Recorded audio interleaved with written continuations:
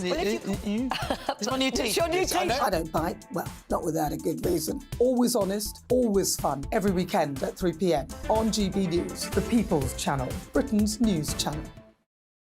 The Jubes and Kerr, we tackle the issues of the day with real, robust debate, both sides of the fence, battling it out with me in the middle with my forthright opinions and views. And often really interesting things happen because you start with a position and then by the end of the debate you find actually, I might not have thought about that one. What we need in this country is 2 new political parties. You should maybe think about doing a 2024 calendar. I'm Michelle Dewberry and I'm keeping you company right through until 7 o'clock this evening. GB News, the People's Channel, Britain's watching. Join us every night on GB News at 11 p.m. for Headliners, which is 3 top comedians going through the next day's news stories, which is exactly what you need, because when the establishment has gone crazy, you need some craziness to make sense of it. Headliners. You don't have to bother reading the newspaper. We've got it covered for you. Every night at 11 p.m. and repeated every morning at 5 a.m. We won't send you to sleep like some of the other paper review shows out there. So join us 11 p.m. every night on GB News. The People's Channel, Britain's news channel. GB News, unlike other broadcasters, isn't obsessed with the London-Westminster bubble. We think there's a nation beyond the M25, and that's why we talk about the issues that matter across the land. Join me on State of the Nation, 8 to 9 o'clock, Monday to Thursday, on GB News. Daisy's listening, and you should too. Every Sunday from 11, join Michael Portillo. There will be topical discussion, looking at the week before and the week to come. So kick back and relax at 11 a.m. on Sundays on GB News with me, Michael Portillo. GB News, the People's Channel, Britain's news channel. I'm Andrew Doyle. Join me at 7 o'clock every Sunday night for Free Speech Nation, the show where I tackle the week's biggest stories in politics and current affairs with the help of my 2 comedian panellists and a variety of special guests. Free Speech Nation, Sunday nights from 7 on GB News, the People's Channel, Britain's news channel. Nightmare commute? Kick it up a gear with me, Patrick Christie's, at Drive Time, 3 till 6 p.m, Monday to Friday on GB News Radio. You can listen online and on DAB+, on the smart speaker app, and on the GB News app. And if you've got an Alexa, all you have to say is, Alexa, play GB News. We're also on TuneIn and the Radio Player apps. From the school run to rush hour, get revved up with me, Patrick Christie's, on GB News and GB News Radio.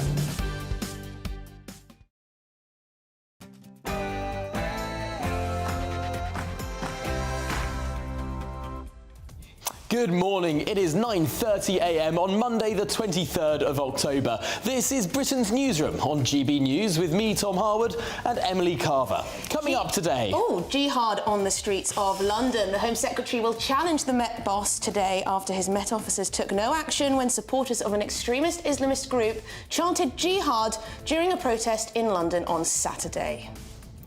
Palestinians inside Gaza prepare themselves for a possible ground invasion, but aid is reaching those affected by Israeli bombing and the blockade of Gaza. Our security editor Mark White will be there for us.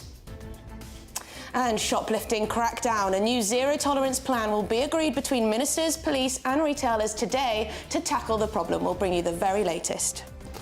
And the tributes continue for the England and Manchester United footballing legend, Sir Bobby Charlton, who sadly died on Saturday, aged 86.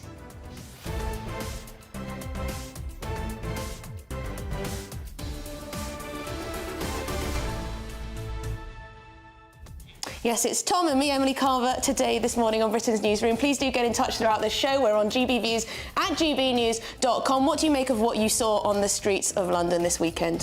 Yeah, no, absolutely terrifying stuff. And what a contrast as well. Many people were drawing the contrast between the pro-Israel demonstrations and the pro-Palestinian demonstrations, both in size but also in temperament. Get your views coming in, GBViews at gbnews.com. But before all that, let's get the latest news update with Ray Addison.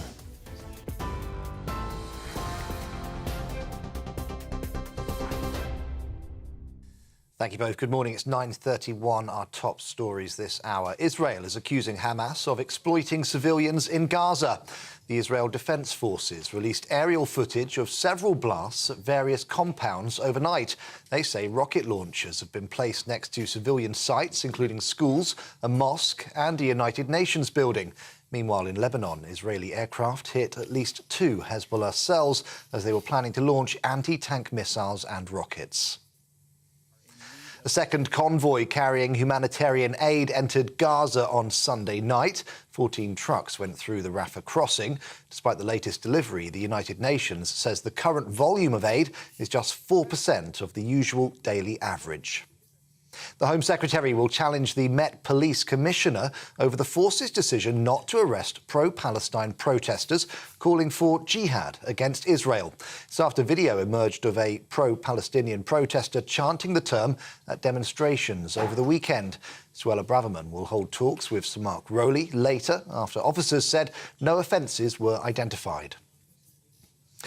And Scotland's First Minister is set to visit an Angus community devastated by the Storm Babet floods. Humza Yousaf will meet people affected by the extreme weather in Brecon after the river South Esk burst its banks on Friday. 2 people have died in Scotland, including Wendy Taylor, who was swept away in the water of Lee in Glen Esk. You can get more on all of those stories on our website, gbnews.com. Now let's get back to Tom and Emily.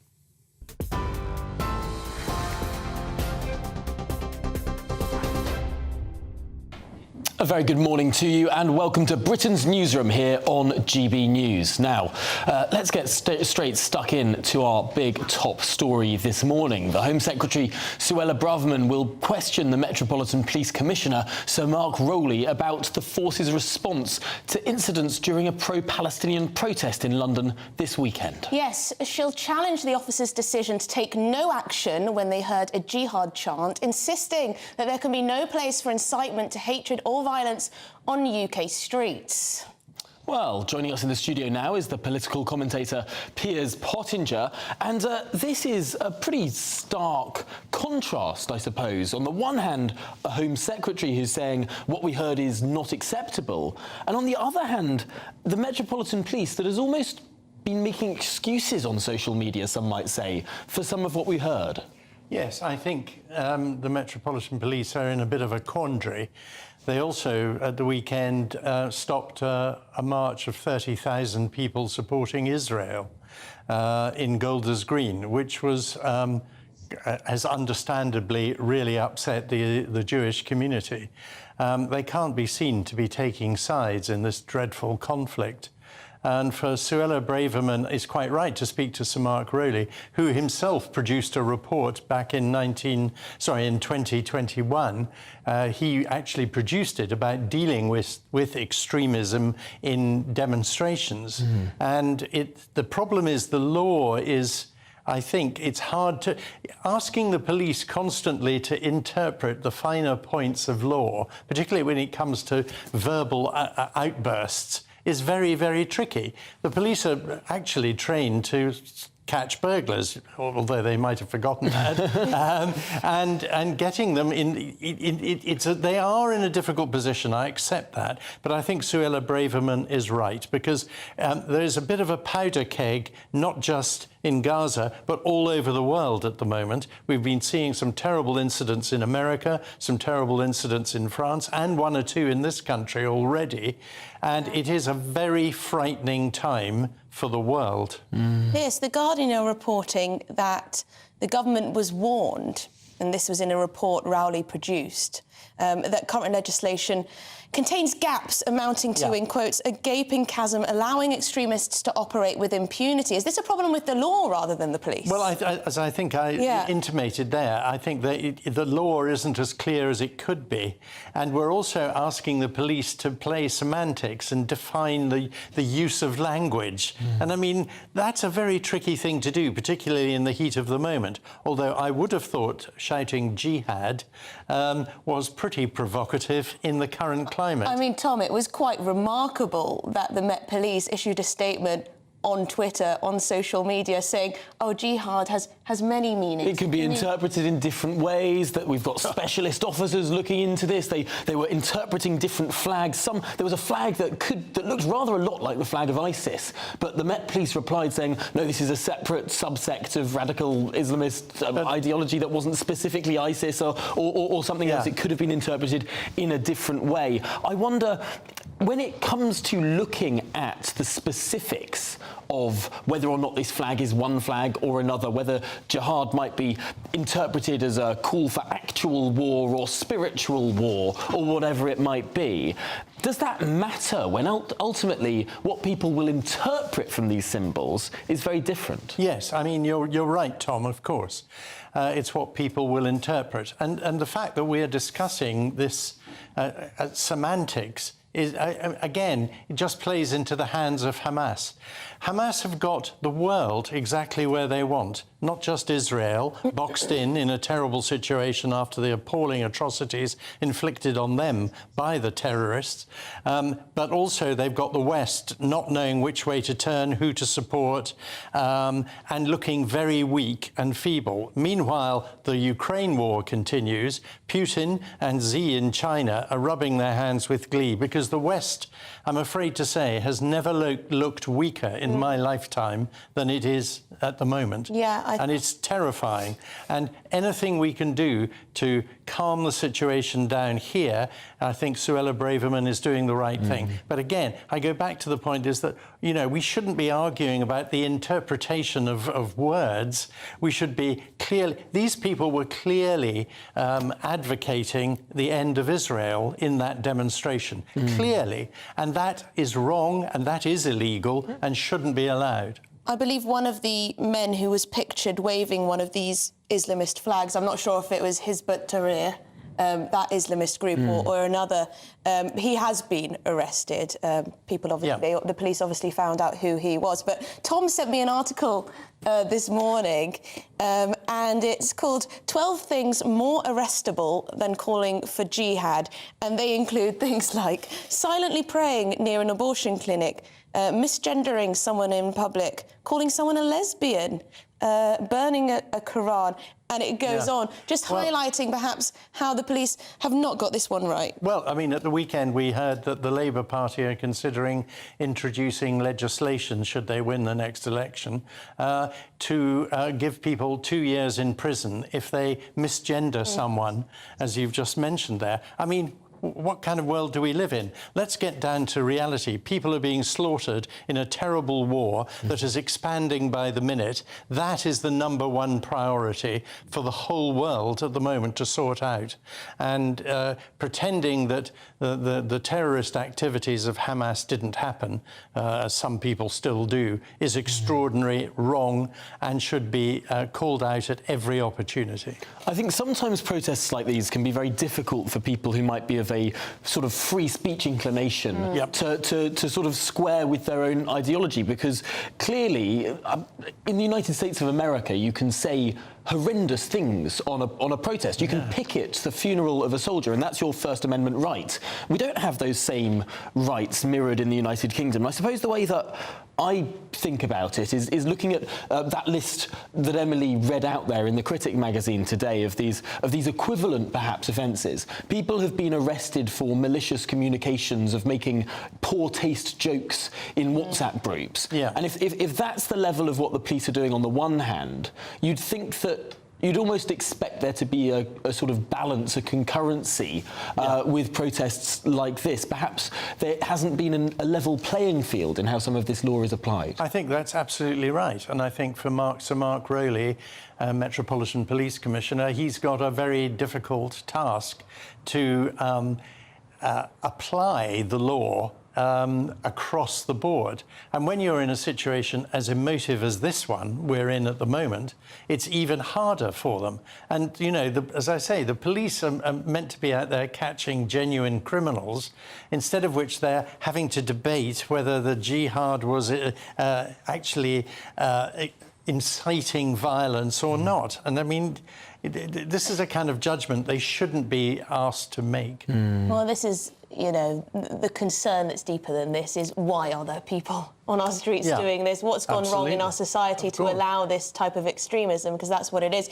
More difficult when it comes to chants, like from the river to the sea. I mean, if you've got a clearly anti-Semitic placard, or you're chanting for jihad, or you've got something calling on Muslim armies to rise, that should be, I think, a little bit more clear-cut in terms of the interpretation. Chants like From the River to the Sea, when you have hundreds chanting that, if not thousands, very difficult with that free speech, as Tom was saying.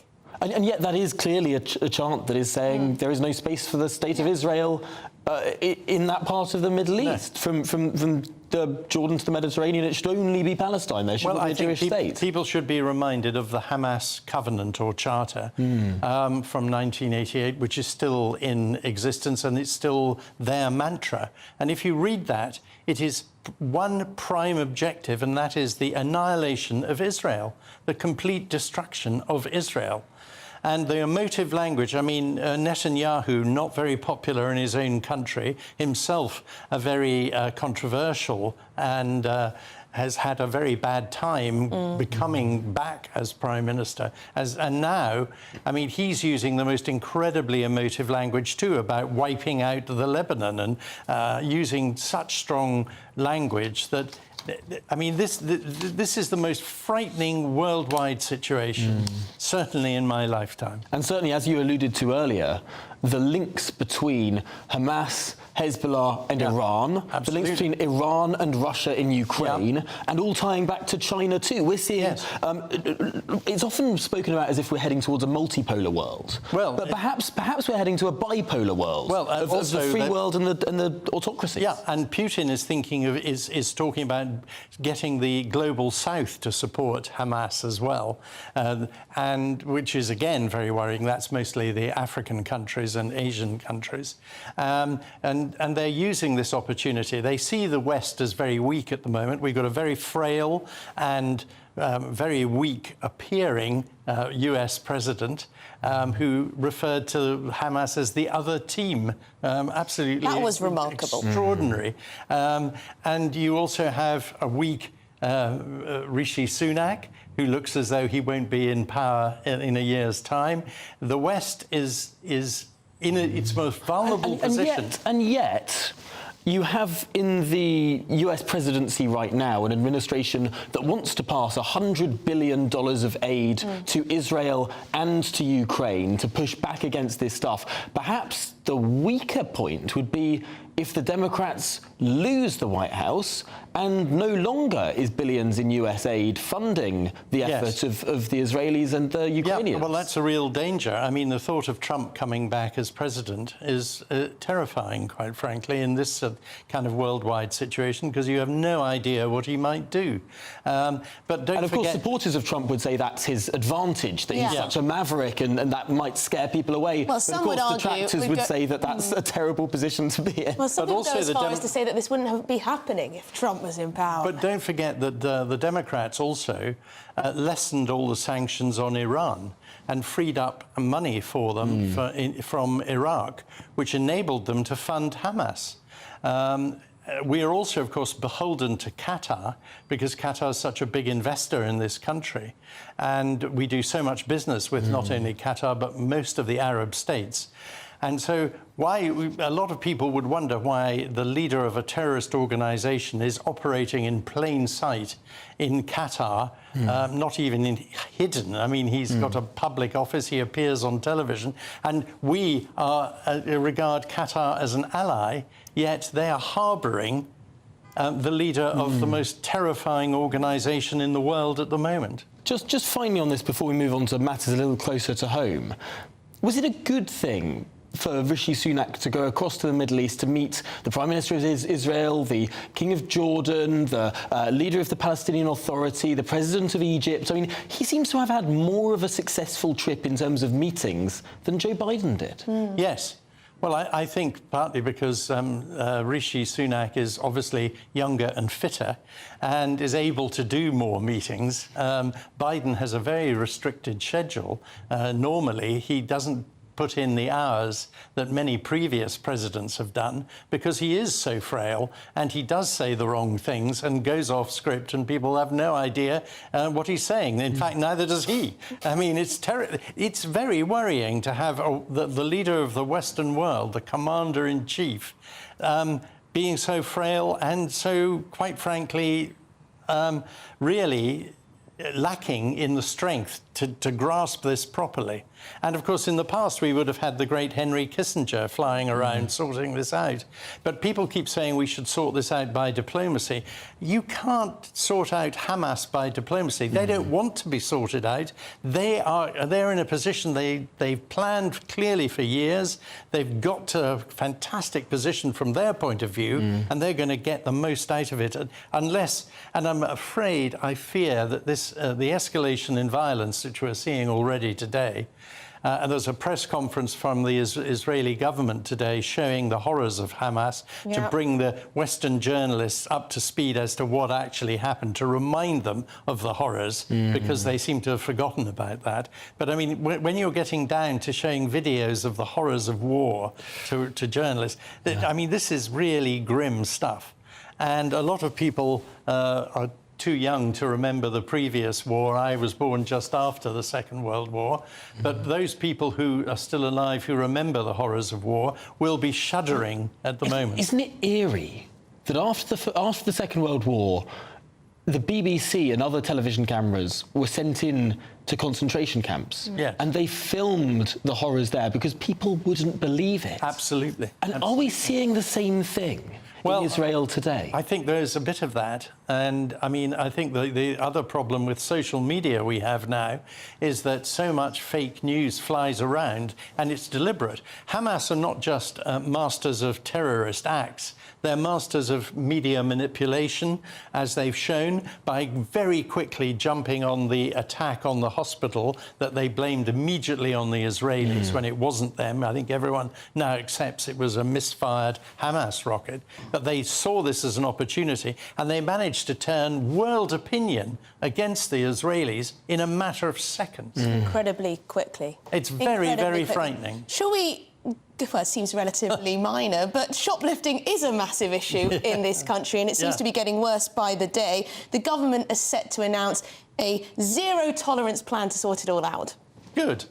Well, I mean, that's marvellous, and let's just hope the police actually arrest some of the shoplifters. I mean, the government can make these wonderful pronouncements, but in reality, the execution, catching these criminals, and they are criminals because they're stealing, catching these criminals doesn't seem to happen. I mean, that no burglaries. I mean, in my street in London, we've had... my own car has been broken into 3 times in the last fortnight. 2 cars have been stolen in the last week. And the police just say, you ring them up, and they say, right, thank you very much. Nothing happens. So the problem is we don't have the resources to catch these shoplifters, and they know it.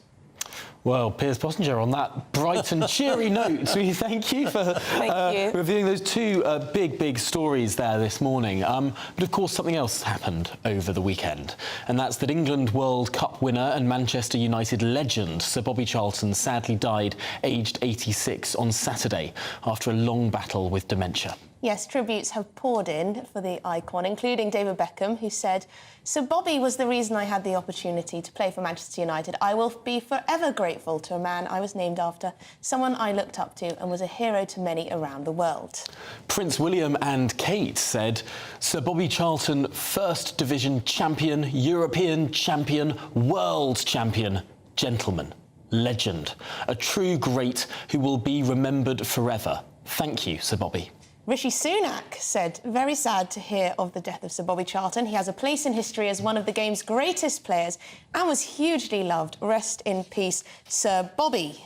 Well, we're joined in the studio by our GB News sports presenter, Paul Coit, who can tell us more about the legend of Sir Bobby Charlton. And no one has a bad word to say about this man. Correct. Nobody has a bad word to say about him. It's usually after someone passes away, and that's when you'll hear everything is how fantastic he was, how great he was.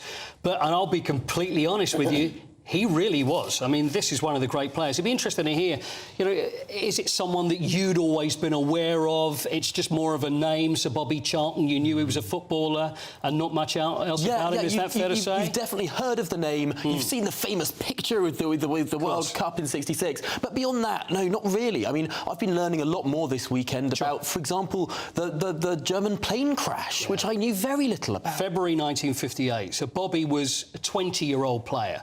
And the team was the great Manchester United team, and they called it the Busby Babes, which is named after Sir Matt Busby. Anyway, they were playing in Europe. They were playing in Belgrade, and they stopped over in Munich and had 3 aborted attempts to try and get off the ground. And the third one, unfortunately, the plane came down. 7 members of the Busby Babes were killed. So Bobby, although young Bobby, 20-year-old, was pulled out of the wreckage by the goalkeeper at the time. It obviously had to be the goalkeeper, and he pulled him out and saved him. Spent a week in hospital without even knowing about so many of his teammates and friends that had passed away. And you would think, I mean, if anything's going to test a human for how they're going to continue for the rest of their life, he carried on and played. And then he played within about 3 weeks. They had to get the team back together. And then it was almost a rebirth of Manchester United. Within 5, 6, 7 years, there was a new team. He goes on and wins the '66 World Cup with England. And then in 1968, Manchester United won the European Cup. So what he went through is remarkable. And not only that, but then to become not only one of the greatest players, if not the greatest English player we've ever seen, but also a great ambassador for the game as well. Incredible man. How does he compare to the footballers of today? Did they have a different style, different tactics, or is it very much the same game that we see now? You know what? There's so many people, you'll get football experts, Emily, and they'll say, you can't compare them, but at the end of the day, it's 11 players against 11 players, and it would be very interesting. The difference is, if you look at the pitches, now the pitches that they play on, they're carpets that they play on these days, whereas back in the day when Bobby was playing, by the time you get to November, December, these are mud heaps. I mean, seriously, I mean, it's just like a ploughed field. So to be able to do anything as they did is really remarkable. But he had this incredible shot, wonderful left foot. And he was also, we spoke to Mark Lawrenson just about an hour or so ago. And Mark was saying how two-footed he was, which is incredible for all footballers should be, but there's a lot of footballers that aren't. And he was a right-footed player, but he knew that his left foot was weaker. So practice and practice and practice. And that ended up, it was the left foot that was even stronger. So how do they compare? Is it like a tennis player being able to, you know, serve on both sides? But can you imagine, though, being a tennis player and you're right-handed, but then picking up the racket with your left and then being able to do it that way? And so probably more difficult. While the pitch is sort of cratered and all the rest of it. You know what? There's a lovely picture of football back in the day. A complete mess, so difficult. But Bobby Charlton, truly one of the greats, and certainly will be missed by everyone. Paul Coit, thank you so much for talking us through that. Very next will be with Mark White live from Israel. Stay with us. Good morning. Welcome to your latest GB News weather forecast. I'm Craig Snell. Well, looking ahead to today, it's a bit of a chilly start out there, but for most of us, it should be largely dry and bright. Watch out for a few icy patches first thing, however, across parts of Scotland, the far north of England. Elsewhere, maybe the odd mist or fog patch, but for most, it's a largely dry and bright start. Watching some rain just potentially moving into parts of Northern Ireland, maybe the far west of Wales, southwest England too. But come the afternoon, best of the sunshine really will be up across parts of Scotland. And for most of us, temperatures around where they should be for the time of year. Into the evening, we'll continue to see the risk of some rain across parts of Northern Ireland, southwestern parts of England. And then later on, we'll start to see this next area of rain just moving into parts of eastern England. So the clearest of the skies will probably be reserved for parts of western Scotland. So here could just see a touch of frost as we start Tuesday morning. But I think elsewhere, a milder start to the day compared to this morning. But overall, Tuesday is going to be a much cloudier picture right across the board. Risk of some heavier and persistent rain for a time across eastern England. But come the afternoon, cheering up quite nicely across southwest England, South Wales, and actually a good chunk of Scotland not doing too badly. Largely dry here with some sunny spells. Temperatures on Tuesday, very similar once again. Highs reaching 10 to 12 in the north, potentially up to 15, 16 in the south. Profound developments in Israel this morning. We'll be straight to Mark White, live from Tel Aviv, next. This is Britain's Newsroom on GB News, the People's Channel. Stay with us.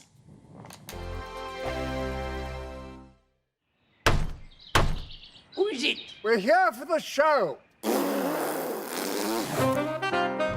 More energy this time! Welcome Welcome to the dinosaur hour. I was married to a therapist. And you survived? I thought we were getting Hugh Laurie. Second best.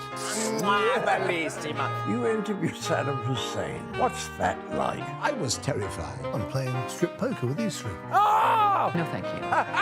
My CDs need to be put in alphabetical order. Are you going to be problematic again? The Dinosaur Hour. Sundays at 9 on GB News. What you get for breakfast is something that, if we do our jobs right, you will wake up to news that you didn't know the night before. It's a conversation. It's not just me and Eamon. We want to get to know you, and we want you to get to know us. From 6, it's Breakfast with Eamon and Isabel. Monday to Thursdays on GB News. Britain's news channel.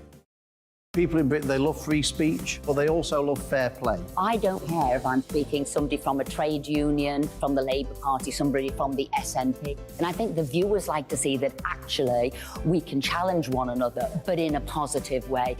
We think we ask the questions that people want to ask, and often we ask the questions that we wanted to ask in Parliament but never got the chance to ask. So join us every Saturday, 10 a.m. till noon on GB News, Britain's news channel. Nightmare commute. Kick it up a gear with me, Patrick Christie's, at drive time, 3 till 6 p.m, Monday to Friday on GB News Radio. You can listen online and on DAB+, on the smart speaker app and on the GB News app. And if you've got an Alexa, all you have to say is, Alexa, play GB News. We're also on TuneIn and the Radio Player apps. From the school run to rush hour, get revved up with me, Patrick Christie's, on GB News and GB News Radio.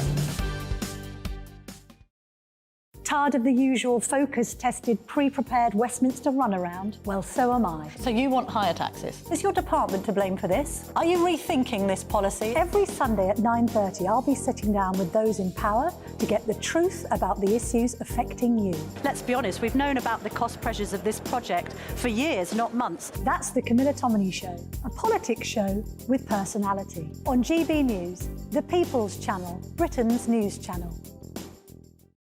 Now then, Lee Anderson here. Join me on GB News on my show, The Real World, every Friday at 7 p.m. I'm not eating bloody cat. Are you Delicious. mental? Open your mouth. OK, here comes a train. Reminds me of the scene in Singing in the Rain. Adam, is that a good one? Whoa! Join me at 7 on GB News, Britain's news channel. When the news happens, it happens here. And really important breaking news. Breaking news this morning. On TV, radio and online, the news starts here on Britain's Newsroom. All the biggest stories and the answers that you need from across the UK and beyond. Join Britain's Newsroom from 9:30 on GB News. The People's Channel, Britain's news channel. GB News, unlike other broadcasters, isn't obsessed with the London-Westminster bubble. We think there's a nation beyond the M25, and that's why we talk about the issues that matter across the land. Join me on State of the Nation, 8 to 9 o'clock, Monday to Thursday, on GB News. Daisy's listening, and you should too.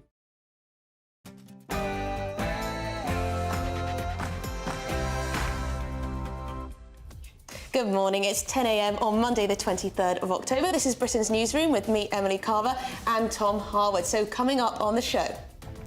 Jihad on the streets of London. The Home Secretary will challenge the Metropolitan Police boss today after his officers took no action when supporters of an extremist Islamist group chanted jihad during protest in London on Saturday.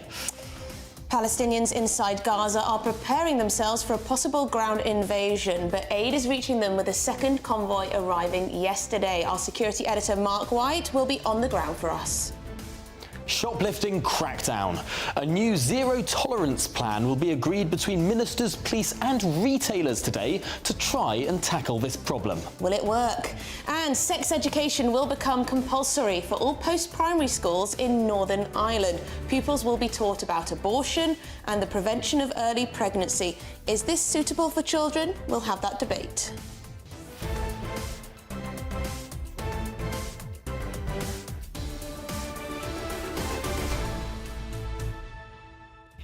And of course, this show is nothing without your input too. We want to hear what you have to say about all of the big issues we're talking about today. gbviews@gbnews.com is the address to email.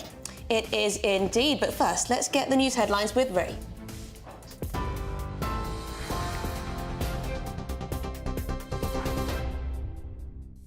Thank you both. Good morning. 1 minute past 10, our top stories. Israel is accusing Hamas of exploiting civilians in Gaza.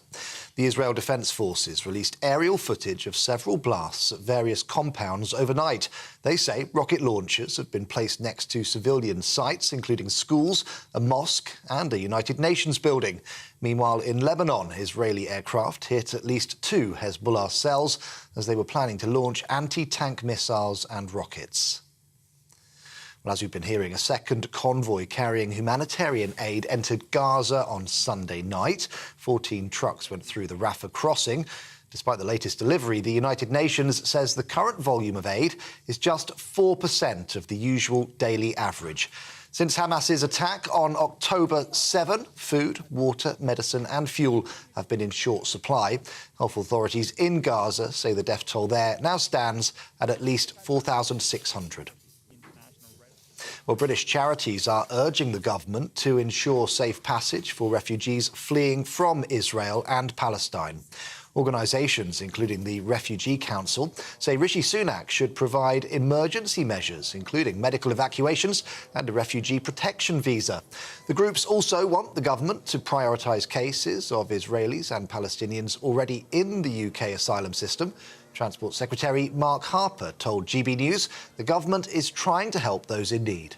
The Foreign Secretary and the Prime Minister in the region talking to leaders not just in Israel but also in the surrounding countries, so in Egypt, in Saudi Arabia and in Qatar, working very hard both dealing with the hostages, the British citizens that have been taken hostage, these other citizens that have been taken hostage, but also talking to Israel, supporting them in their right to defend their country from Hamas's attack, but also urging humanitarian support for the innocent Palestinian people who are just as much victims of Hamas as those living in Israel.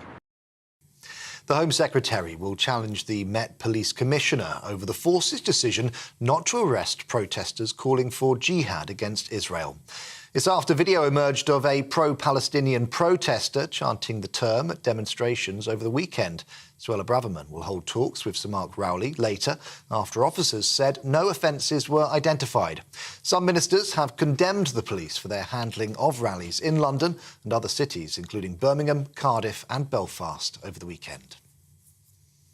Scotland's First Minister is visiting an Angus community that's been devastated by the storm Babet floods. Humza Yousaf is meeting people affected by the extreme weather in Brecon after the River South Esk burst its banks on Friday.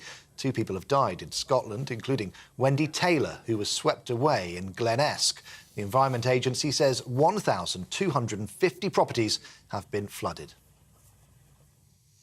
Well, a man has been arrested in connection with a fire that ripped through a car park Terminal 2 at Luton Airport earlier on this month. Bedfordshire Police saying that a man in his 30s had been detained on suspicion of criminal damage several days after the blaze broke out on October 10. He's since been released on police bail pending further inquiries.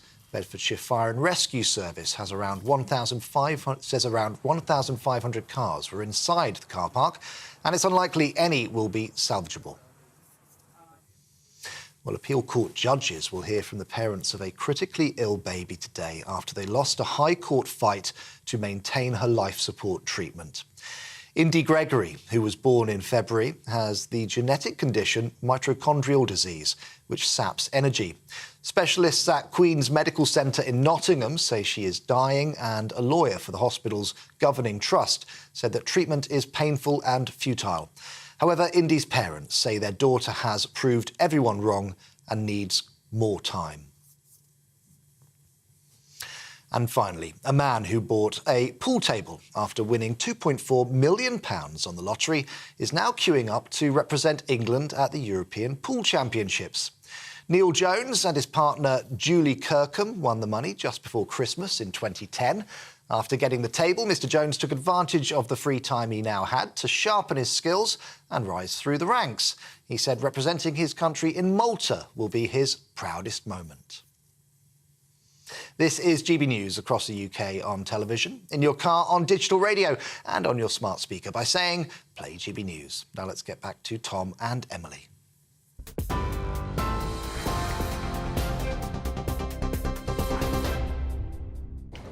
Welcome back to Britain's Newsroom with me, Tom Harwood, and Emily Carver. Now, before we cross live to Tel Aviv with our security editor, Mark White, let's have a little look at what you have been saying at home throughout the first half an hour of this programme. Firstly, I want to turn to a message from Richie, who has written in to say it wasn't just the Metropolitan Police. Manchester Police took no action either. This was after similar pro-Palestinian protests in both London and Manchester and other cities around the UK. Cardiff, Leeds, probably Bristol too. Let us know if you saw protests in your town or city. They did seem to be across the UK. I think Glasgow as well, maybe Edinburgh. Who knows? Across UK cities. It's quite interesting. People have had quite a lot to say about what we were talking about with regards to Donald Trump. They have. And whether if he were president, we'd be having this much conflict or whether he'd be better at dealing with it. Mixed thoughts here. Someone who left their name out, and I can't determine it from your email address, but you say Trump was and will be again the only hope for the Western world. You're too biased against him. Well, Alan has written in with a contrary view, saying if Sunak is weak and Trump is weak, the thought of Starmer should send shudders up people's back. So that's not a lot of confidence in any politician there. But, you know, a lot of people are deeply concerned by what they've seen in terms of the chanting of jihad and anti-Semitic placards, or those that can be interpreted in that way. Leslie says anti-Jewish hate crimes are being committed on our street and our police seem to do nothing. Screaming jihad is hate speech. And she goes on to say, I'm ashamed of this country. We're in big trouble. A lot of people feeling that way, deeply, deeply concerned that this is going on our streets. And the police seem to be, you know, relatively relaxed. And it is difficult because I'm not normally someone who thinks that sort of hate speech is necessarily something that should be an arrestable offence. I'm not sure, but ultimately there's got to be some sort of balance here. And if you're doing it for some sorts of speech but not other sorts of speech that could both be interpreted as hateful, then that's a two-tier justice system, isn't it? It is indeed. Right, shall we move on? Let's move on, because... yes, the second convoy carrying humanitarian aid entered Gaza on Sunday night. Yes, 14 trucks went through the Rafah crossing. Despite this second delivery, the United Nations says that the volume of aid is just 4% of the usual daily average. Now, since Hamas's attack on the 7th of October, food, water, medicine and fuel have been in short supply in the Strip. Yes, health authorities in Gaza say the death toll there now stands at least 4,600. Well, our Home and Security editor, Mark White, is live in Tel Aviv for us. And Mark, just first of all, on this number of almost 5,000 dead in Gaza, that's coming from health authorities in Gaza. That's a Hamas-run area. Can we trust these numbers?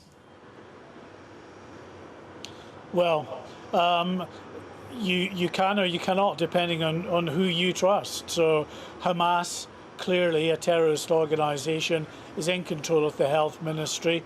Propaganda is part and parcel of what they do as well. So I think what we do, without passing judgment on whether the figures are right or wrong, is just inform the audience that these are the figures that are being put out by the Hamas-controlled health ministry. They're saying that close to 300 people were killed over the weekend. The total number who have been killed since the conflict began after that attack in Israel on the 7th of October with Israeli strikes on Gaza is now close to 5,000.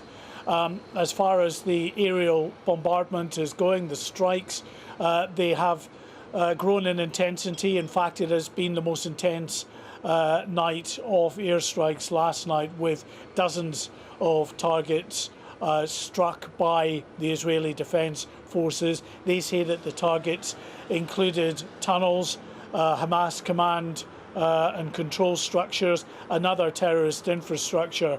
They've also said, though, the IDF, that their attempts to try and avoid civilian casualties are being severely hampered by the very cynical use by Hamas of sensitive civilian sites to put their launchers next to. So they have put out some photographs, evidence, they say, that shows these launchers, one next to a kindergarten, other launchers next to schools, one next to a mosque, and another even next to a United Nations compound. So this is what the IDF say they're up against. They are more than aware of the calls to try to minimise the casualties to the civilian population. But when everyone is intermixed and when you have Hamas cynically using civilian sites to put their launching infrastructure, then it makes it that much more difficult. Mark, any update on the ground assault we're expecting from Israel into Gaza? It's been quite a number of days now. Yes, I mean, all of the troops are now massed. They have been for quite a few days around Gaza in southern Israel. The troops are there and the equipment is there, ready to go in. They are waiting for the orders. In the meantime, they're using that time to train for their tactics in entering Gaza, in particular Gaza City, for what will be a very bloody, very messy, very difficult, effectively door-to-door fighting that they will be involved in when they get in to Gaza proper. But that decision on where to go or when to go will of course come from the politicians, from the war cabinet here in Israel. They will decide when the troops should go in. There are a number of factors, of course, that they're taking into consideration. Chief among them is the fact that more than 200 hostages are being held by Hamas in and around Gaza. So going in potentially is going to be very risky for those hostages. Also, there is consideration being given to the potential for more negotiations to release some of these hostages. And also, of course, as much as the United States, the UK and other countries are very publicly supporting Israel and defending Israel's right to defend itself and go after Hamas, through the back channels they're urging caution, they're urging Israel to give as much time as possible for the hostage negotiations and for civilians to get out of northern Gaza before moving in. Now, while all our eyes are focused on Gaza, the border with Gaza, the build-up of troops there, we were seeing some pictures of tanks on that border just some moments ago. We also need to think about the northern border of Israel, the evacuations that have occurred there, and the very well-funded, well-armed terror group Hezbollah, which is receiving so much equipment and funding from Iran. To what extent should we be worried about greater activity and perhaps invasions in the north of Israel? Yeah, I think there's no doubt, Tom, you've hit the crux there of the issue, which is the real concern here about a potential widening of this war and for other parties to get involved. And that's why we had Benjamin Netanyahu in northern Israel just yesterday, visiting troops, tens of thousands of Israeli military on that northern border, and warning Hezbollah not to get involved and to open up another front in this war. Benjamin Netanyahu said that if Hezbollah did that, then it would be making the biggest mistake of its life, that there would be an enormous reciprocal strike from Israel if Hezbollah entered this war. But of course, they don't really need to enter the war properly in any significant numbers, just doing what they're doing, which is trying to launch anti-tank missiles and other shells and munitions over into northern Israel, means that Israel has no choice but to respond and to send significant forces up there in the expectation that something more significant might happen. And that ties them up there when those forces could be better deployed, of course, around Gaza. It is a very difficult situation that Israel finds itself in, and it hopes that Hezbollah won't enter the war in any meaningful way, but it says it's prepared that if it does, it will retaliate in a big way. Well, thank you very much indeed for your time and bringing us the latest. Mark White there, our security editor, live from Tel Aviv. We'll be hearing more from him later on in the show. Absolutely, and some stark warnings there about the potential for this conflict to spill over into other countries in the Middle East. But it does feel like this conflict is already spilling over to some extent a little bit closer to home, with chants of jihad on the streets of London. Now, the Home Secretary, Suella Braverman, will question the Metropolitan Police Commissioner, Sir Mark Rowley, about the force's response to incidents during the pro-Palestinian protests this weekend. Yes, she'll challenge the officer's decision to take no action on a jihad chant, insisting that she will insist that there can be no place for incitement to hatred or violence on UK streets. She's been quite strong on this in the past couple of weeks or so, since Hamas launched their attack on Israel. Now, we've got Ben Habib in the studio, the Deputy Leader of Reform, to speak to us about this. We just heard from Mark White in terms of what's happening in Israel and Gaza, also the threat of Hezbollah in the north. But here closer to home, as Tom said, let me just get your reaction of what we saw on the streets of London and elsewhere. Well, Suella Braverman made an excellent speech in Washington, which you, I'm sure, will recall a few weeks ago.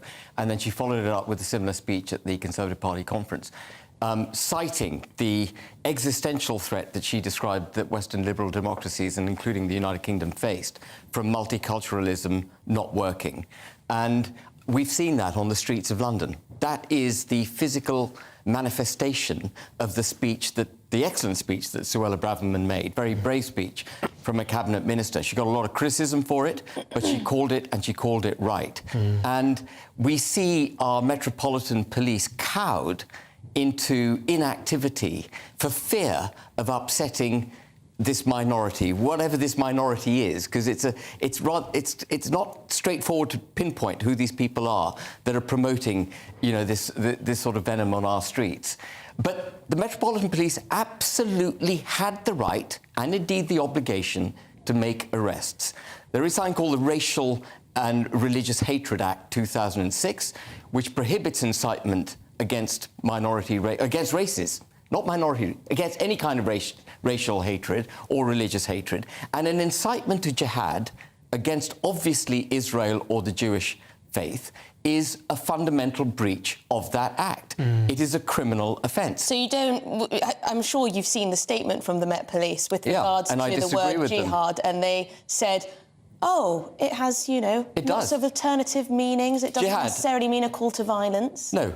Jihad, I mean, to be clear, he's absolutely right. Of course, jihad means the meritorious struggle in the pursuit of good. That's what it fundamentally means, and it applies as much to an inner struggle for the pursuit of good as it does for the outward struggle. I suppose it's an open interpretation how many of the people on the streets of London shouting it outwardly are talking about an inner struggle within themselves. No, so I think that stretches the realms of credulity. Talking about Muslim armies. I mean, you've got to look at what the man on the Clapham omnibus would think of this, and it's clearly an incitement to violence.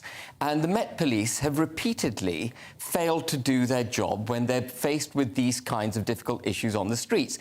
They will crack down dramatically on anti-lockdown protests. They cracked down dramatically on anyone who objected to BLM attacking Winston Churchill's statue or those riots back in 2020. And yet, whilst they cracked down on women's rights protesters for protesting during lockdown after the murder of Sarah Everard, they didn't crack down on Black Lives Matter protesters who protested during lockdown. It's a similar sort of two-tier justice system that we're seeing here. Well, our police are politicised, and they shouldn't be. They need to be depoliticised, they need to enforce the law, and they need to be blind to colour, blind to race, blind to ethnic origin, blind to religious preferences, and so on and so forth. But they're not. And this is where our culture and our society is being hijacked.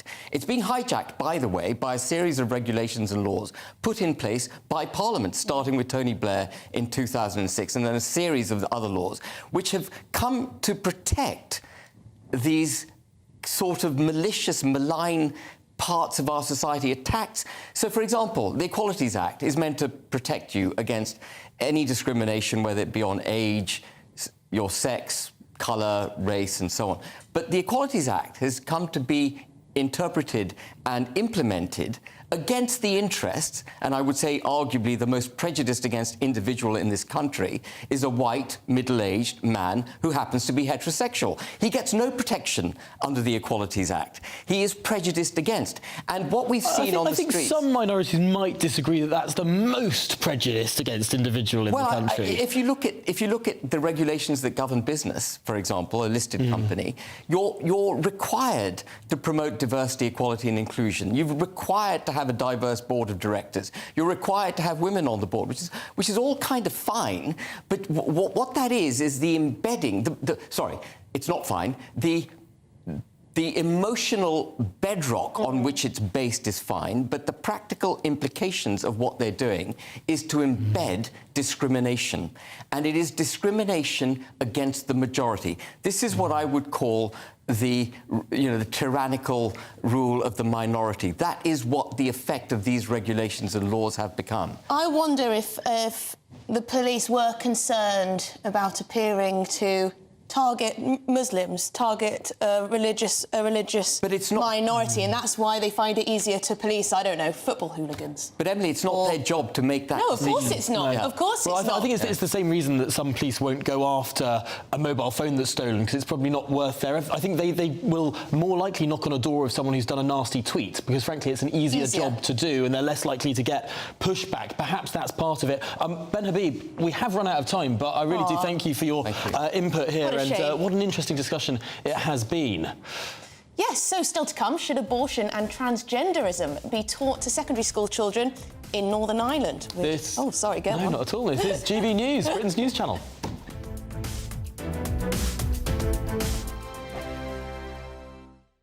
In a world of dull and predictable radio and TV shows... Oh, hi. On Mark Dolan tonight, we've got big guests. We drill into the big stories of the day. The show adds up to a brilliant listening and viewing experience. Mark Dolan Tonight is the most entertaining current affairs show ever, and that's a fact. Join me, Mark Dolan, Fridays and Saturdays from 9, Sundays from 10. Only on GB News, the People's Channel, Britain's news channel. There's only 3 people you can trust in life. Your doctor, your lawyer, and your nana. I'm not sure. So join me, Nana Aquia, at 3 p.m. every Saturday and Sunday, where we discuss the biggest topics of the weekend. Be ready for battle. Could you be quiet? What is this? It's on your teeth. It's on your teeth. I don't bite. Well, not without a good reason. Always honest, always fun. Every weekend at 3 p.m. on GB News, the People's Channel, Britain's news channel. So Jubes & Co, we tackle the issues of the day with real, robust debate, both sides of the fence, battling it out with me in the middle with my forthright opinions and views. And often really interesting things happen because you start with a position and then by the end of the debate you find actually, I might not have thought about that one. What we need in this country is 2 new political parties. You should maybe think about doing a 2024 calendar. I'm Michelle Dewberry and I'm keeping you company right through until 7 o'clock this evening. GB News, the People's Channel, Britain's watching. Join us every night on GB News at 11 p.m. for Headliners, which is 3 top comedians going through the next day's news stories, which is exactly what you need, because when the establishment has gone crazy, you need some craziness to make sense of it. Headliners. You don't have to bother reading the newspaper. We've got it covered for you. Every night at 11 p.m. and repeated every morning at 5 a.m. We won't send you to sleep like some of the other paper review shows out there. So join us 11 p.m. every night on GB News. The People's Channel, Britain's news channel. GB News, unlike other broadcasters, isn't obsessed with the London-Westminster bubble. We think there's a nation beyond the M25, and that's why we talk about the issues that matter across the land. Join me on State of the Nation, 8 to 9 o'clock, Monday to Thursday, on GB News. Daisy's listening, and you should too. Every Sunday from 11, join Michael Portillo. There'll be topical discussion, looking at the week before and the week to come. So kick back and relax at 11 a.m. on Sundays on GB News with me, Michael Portillo. GB News, the People's Channel, Britain's news channel. I'm Andrew Doyle. Join me at 7 o'clock every Sunday night for Free Speech Nation, the show where I tackle the week's biggest stories in politics and current affairs with the help of my 2 comedian panellists and a variety of special guests. Free Speech Nation, Sunday nights from 7 on GB News, the People's Channel, Britain's news channel. Nightmare commute. Kick it up a gear with me, Patrick Christie's, at Drive Time, 3 till 6 p.m, Monday to Friday on GB News Radio. You can listen online and on DAB+, on the smart speaker app and on the GB News app. And if you've got an Alexa, all you have to say is, Alexa, play GB News. We're also on TuneIn and the Radio Player apps. From the school run to rush hour, get revved up with me, Patrick Christie's, on GB News and GB News Radio.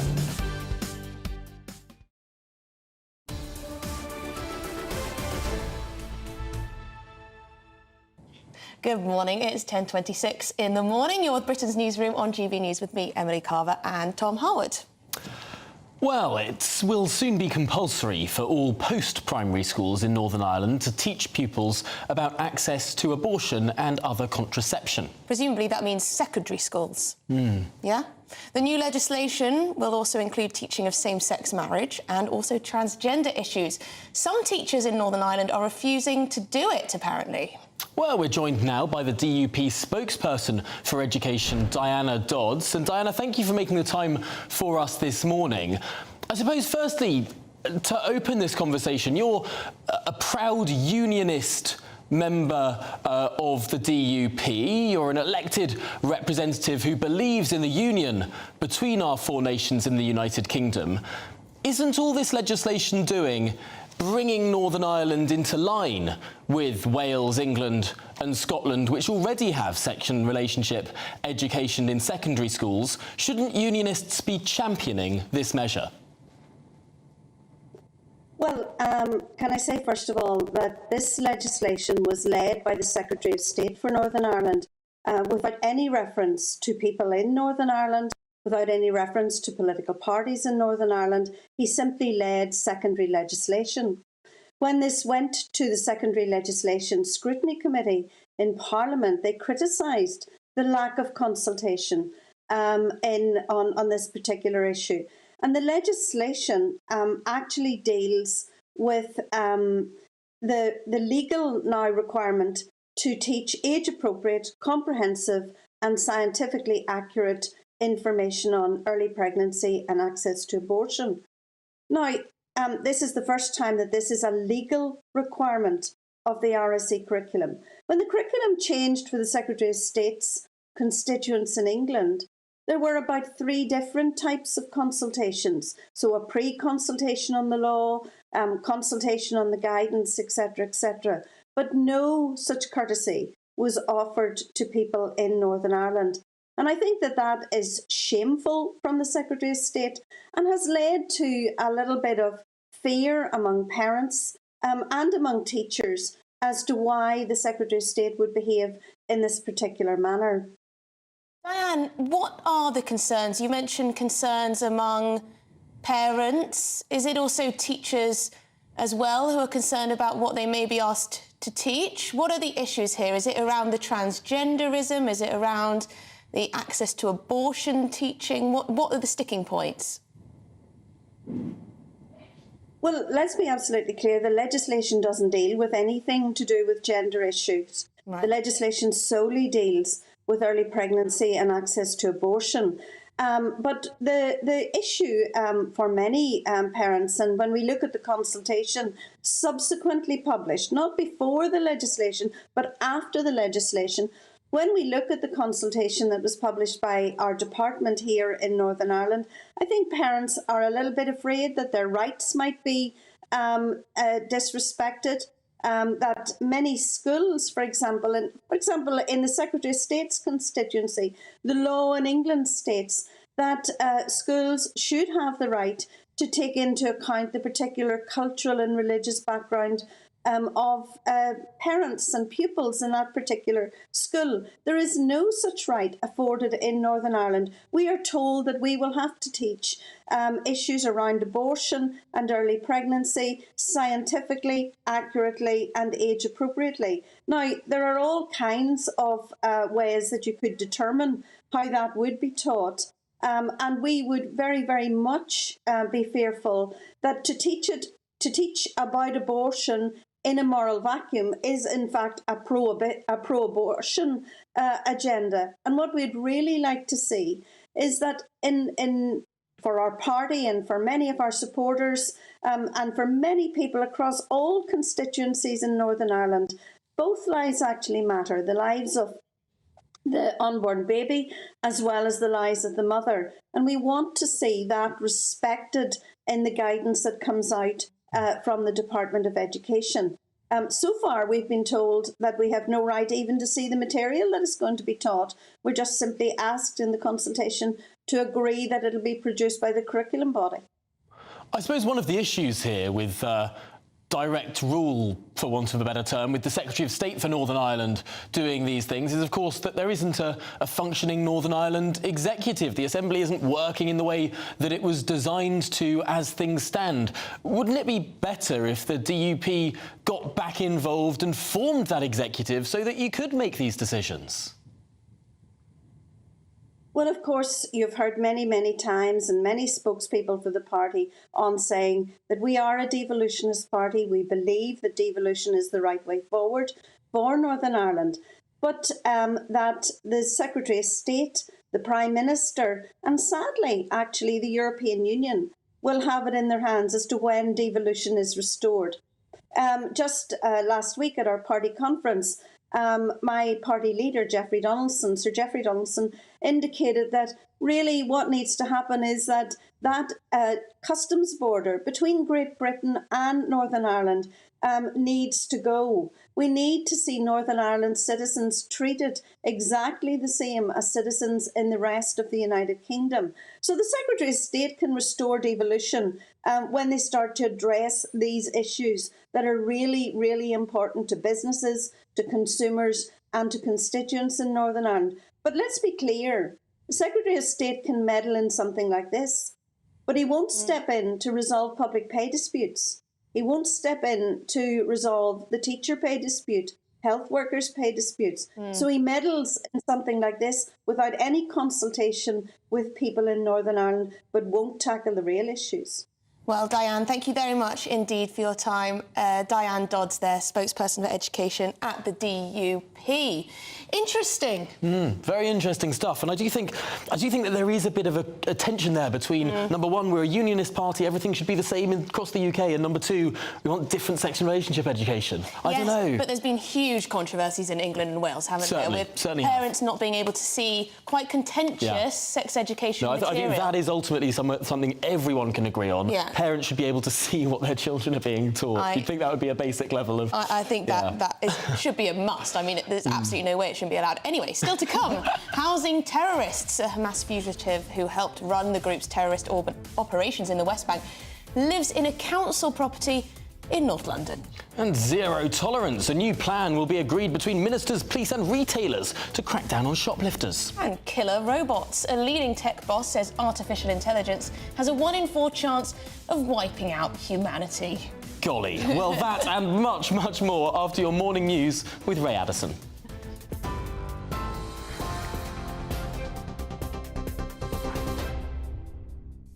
Good morning, it's 10:34. Our top stories. Israel is accusing Hamas of exploiting civilians in Gaza.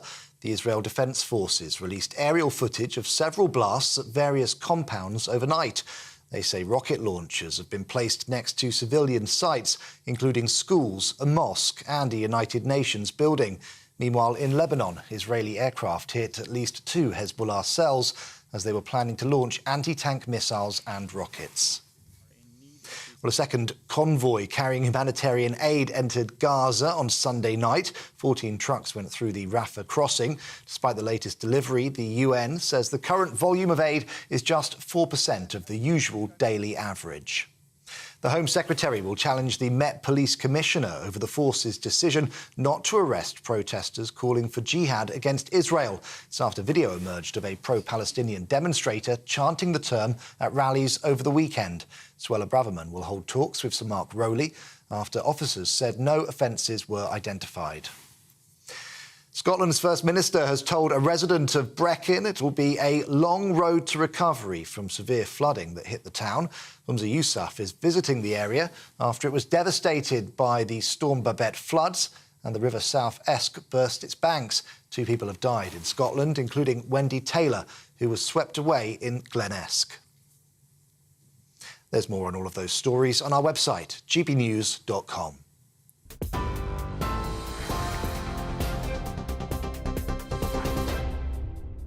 For stunning gold and silver coins you'll always value, Rosland Gold proudly sponsors the GB News Financial Report.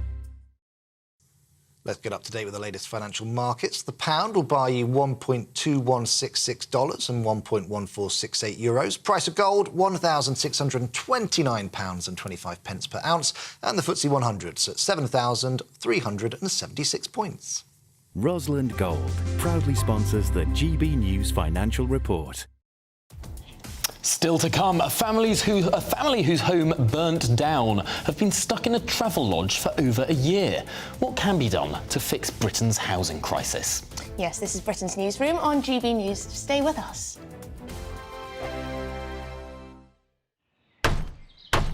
Who is it? We're here for the show.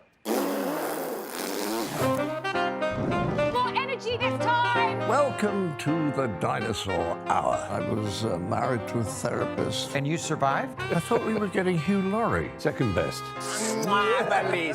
You interviewed Saddam Hussein. What's that like? I was terrified. I'm playing strip poker with these three. Oh! No, thank you. My CDs need to be put in alphabetical order. Are you going to be problematic again? The Dinosaur Hour. Sundays at 9 on GB News. What you get for breakfast is something that, if we do our jobs right, you will wake up to news that you didn't know the night before. It's a conversation. It's not just me and Eamon. We want to get to know you, and we want you to get to know us. From 6, it's Breakfast with Eamon and Isabel. Monday to Thursdays on GB News. Britain's news channel. People in Britain, they love free speech, but they also love fair play. I don't care if I'm speaking somebody from a trade union, from the Labour Party, somebody from the SNP. And I think the viewers like to see that actually we can challenge one another, but in a positive way. We think we ask the questions that people want to ask, and often we ask the questions that we wanted to ask in Parliament but never got the chance to ask. So join us every Saturday, 10 a.m. till noon on GB News, Britain's news channel. Nightmare commute. Kick it up a gear with me, Patrick Christie's, at drive time, 3 till 6 p.m, Monday to Friday on GB News Radio. You can listen online and on DAB+, on the smart speaker app and on the GB News app. And if you've got an Alexa, all you have to say is, Alexa, play GB News. We're also on TuneIn and the Radio Player apps. From the school run to rush hour, get revved up with me, Patrick Christie's, on GB News and GB News Radio. Tired of the usual focus-tested, pre-prepared Westminster runaround? Well, so am I. So you want higher taxes? Is your department to blame for this? Are you rethinking this policy? Every Sunday at 9:30, I'll be sitting down with those in power to get the truth about the issues affecting you. Let's be honest, we've known about the cost pressures of this project for years, not months. That's the Camilla Tominey Show, a politics show with personality. On GB News, the People's Channel, Britain's news channel. Now then, Lee Anderson here. Join me on GB News on my show, The Real World, every Friday at 7 p.m. I'm not eating bloody cat. Are you Delicious. mental? Open your mouth. OK, here comes a train. Reminds me of the scene in Singing in the Rain. Adam, is that a good one? Whoa! Join me at 7 on GB News, Britain's news channel. When the news happens, it happens here. And really important breaking news. Breaking news this morning. On TV, radio and online, the news starts here on Britain's Newsroom. All the biggest stories and the answers that you need from across the UK and beyond. Join Britain's Newsroom from 9:30 on GB News. The People's Channel, Britain's news channel. GB News, unlike other broadcasters, isn't obsessed with the London-Westminster bubble. We think there's a nation beyond the M25, and that's why we talk about the issues that matter across the land. Join me on State of the Nation, 8 to 9 o'clock, Monday to Thursday, on GB News. Daisy's listening, and you should too.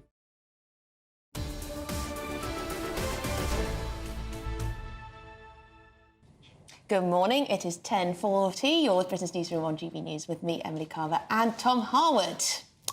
Well, a family who have been housed in a travel lodge for 14 months say they have no hope. Yes, they were made homeless after their home burnt down, and they've been relocated several times since. The families say they've been given absolutely no indication of when they might finally be able to find a home. Our reporter Lisa Hartle has the story. Piotr, his 2 sons and wife have been housed in various travel lodges for 14 months after their property burnt down. But after being told they would have to move to yet another hotel in another borough, he said he'd camp outside Enfield Council until someone met with him. I'm feeling bad for my family. I'm feeling very bad for all my family. Sometimes I'm feeling I'm not a human. I'm like homeless person. I'm like lower category person, and my family also.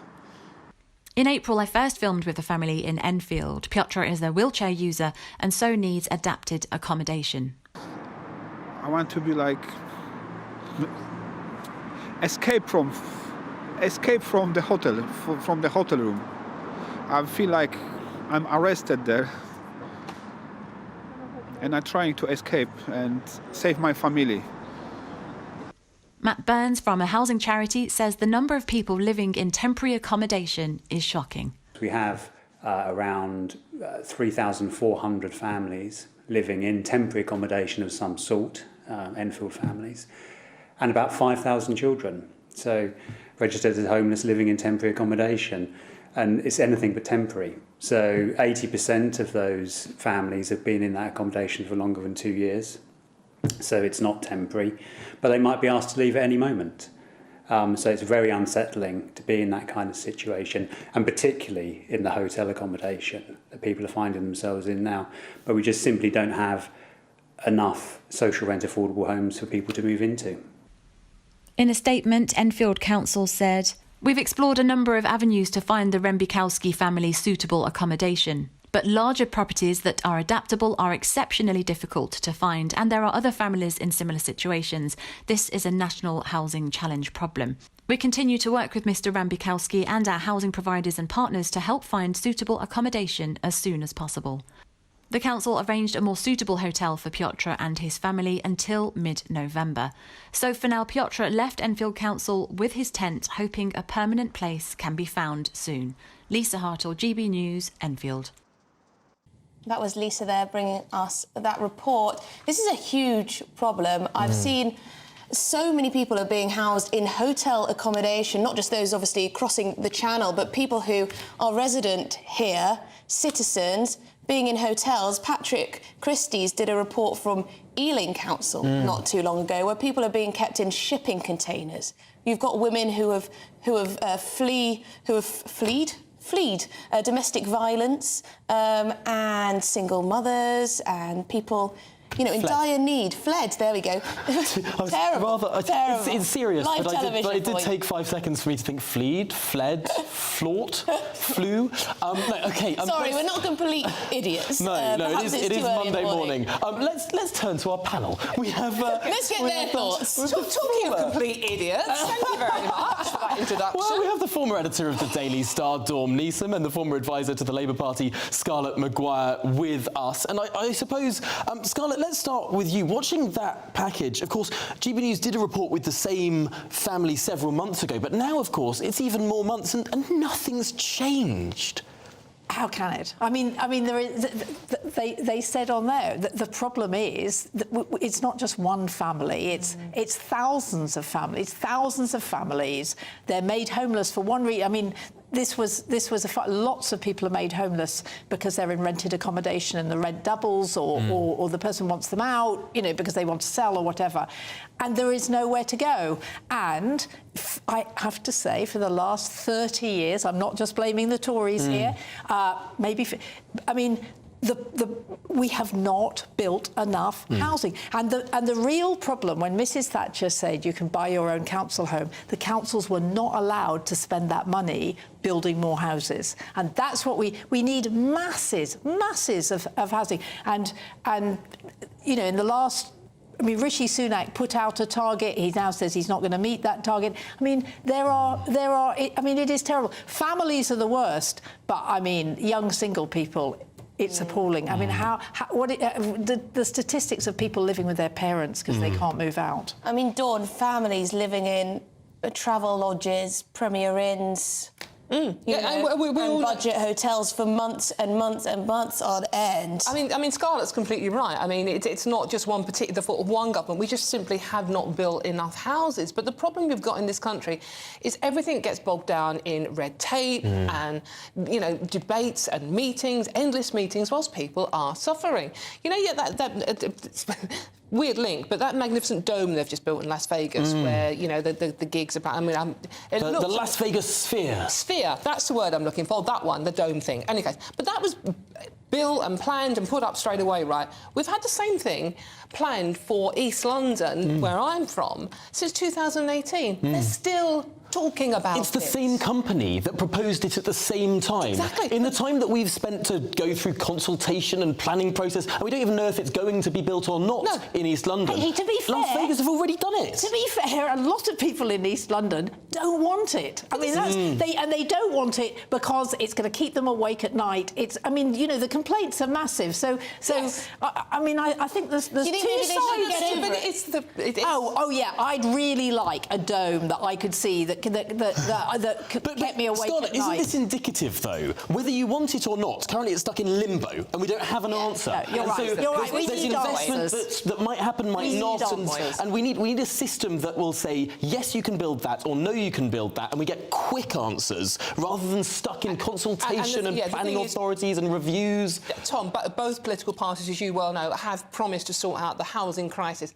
Just being a bit sketchy on the detail of how they're going to do it or how they're going to... Well, and I think the elephant in the room is that we have net migration in the hundreds of thousands every year, which is putting enormous pressure on our housing stock. But you will not be able to shut Tom up. You wouldn't want to when it comes to planning reform. This really is your hobby horse. I think it's the hobby horse of anyone under the age of 45 in this country at the moment. It's extraordinary. Scarlett, you were saying people are having to live with their parents. Actually, it's quite interesting. The leader of the Conservative Party in Canada has been making this point. You wouldn't think that the Conservative Party would be the party talking about, you know, young people bringing members of the opposite sex home. But this is precisely what Pierre Poilievre is saying in Canada, and he's leading in the polls now, saying, you know, we've got to get kids out of their parents' basements, not least because we've got to sort of encourage families. No, and I mean, I'm somebody whose children both came back. I mean, partly because of COVID. But no, look, there is a housing crisis. Did they bring partners over? No, my son is subtle. Sneaky, more like. Yeah, I think maybe it was one of the reasons. Hooray that he left. But actually, but one of the, you know, he came in to help me because I'd had an operation. But the reason he couldn't move out was he could not afford. He just couldn't find somewhere to live. I mean, in London, it is really, really appalling. But actually, it really isn't about migration. I mean, it is that we haven't been building homes. I mean, something that is, and the next story we're going to move on is linked to this, because we have a housing crisis, but one man has found himself a council house. He got a nice discount on it. Who could it be, Tom? This is a Hamas fugitive is what I've got written here. Hamas fugitive who ran terror groups' operations in the West Bank. Well, he lives in a council property in North London, but specifically in a borough that is home to roughly a fifth of the UK's Jewish community. Dawn, how did this happen? Yeah, well, very good question, and that's one that's being asked by the authorities now. He actually served on Hamas's ruling body in the West Bank, and he lives here with his 56-year-old wife. You know, they used the right to buy scheme to purchase a home in 2021. But how he's managed to get here, he managed to gain, it's not clear in this story how he managed to gain a British passport in the early noughties, because the Home Office guidance states that anyone who incites, justifies or glorifies terrorist violence or seeks to promote others to terrorist acts will be denied citizenship under ordinary Is one of the problems that Hamas wasn't designated as a terror group until the 2010s? And if he got a passport before then... He used the wrong part. He used a relative's passport, according to the Sunday's Times. Yes. Came to the UK in the 90s, and then, presumably, because he managed to stay here for so long, he then was rewarded with British citizenship. But it's quite... I mean, presumably, our security services know where he is, and they've been watching his activities, and perhaps, I don't know, there's some kind of justification in that way that they want to keep their eye on him. Keep an eye on him. Well, I don't know. You know, keep your enemies closer than your friends. That's always been the saying, hasn't it? But I mean, in theory, he was here illegally. So it makes the story even worse that now we've just been discussing that poor family in North London also, who can't get a home. They are literally homeless. While people who are entered here illegally, from what we know, and have a right to buy a council house at a huge discount, are still here. And as you say, Tom, in an area of London that is home to a very large Jewish community. Scarlett, I suppose it's obvious that the government would say, oh, this is a disgrace, but I suppose it just shows a fairly large lack of control. Yeah, it does. I mean, I'm not that worried that he lives within a Jewish community. I mean, actually, it's interesting. There's quite a few Palestinians who live in Golders Green, and presumably he hasn't done anything wrong since. I mean, I think just because. I completely condemn Hamas and everything they did. But Scarlett, you're not saying we should be unbothered by the fact that there was someone who ran Hamas's terrorist operations in the West Bank living in this country in social housing. I don't know what he... Look, I don't know what he did. No, I don't know what he did, right? I mean, I'd like to know. I've read it in the paper. I mean, as Dawn says, he has not been arrested, right? And he's not been arrested since he got here. So actually, the problem is that what we're doing is we're reading newspaper headlines and assuming that this man is basically a terrorist, which... If he was, he would have been arrested. And all I'm saying is that the Jewish population around him, I mean, I hope they don't feel in fear. I hope he's not plotting anything. But you know, that somehow it's worse that he's there than he was in Devon or somewhere. I mean, I don't... I worry this is about newspaper headlines and that this is half a story. That's what I worry about. I think...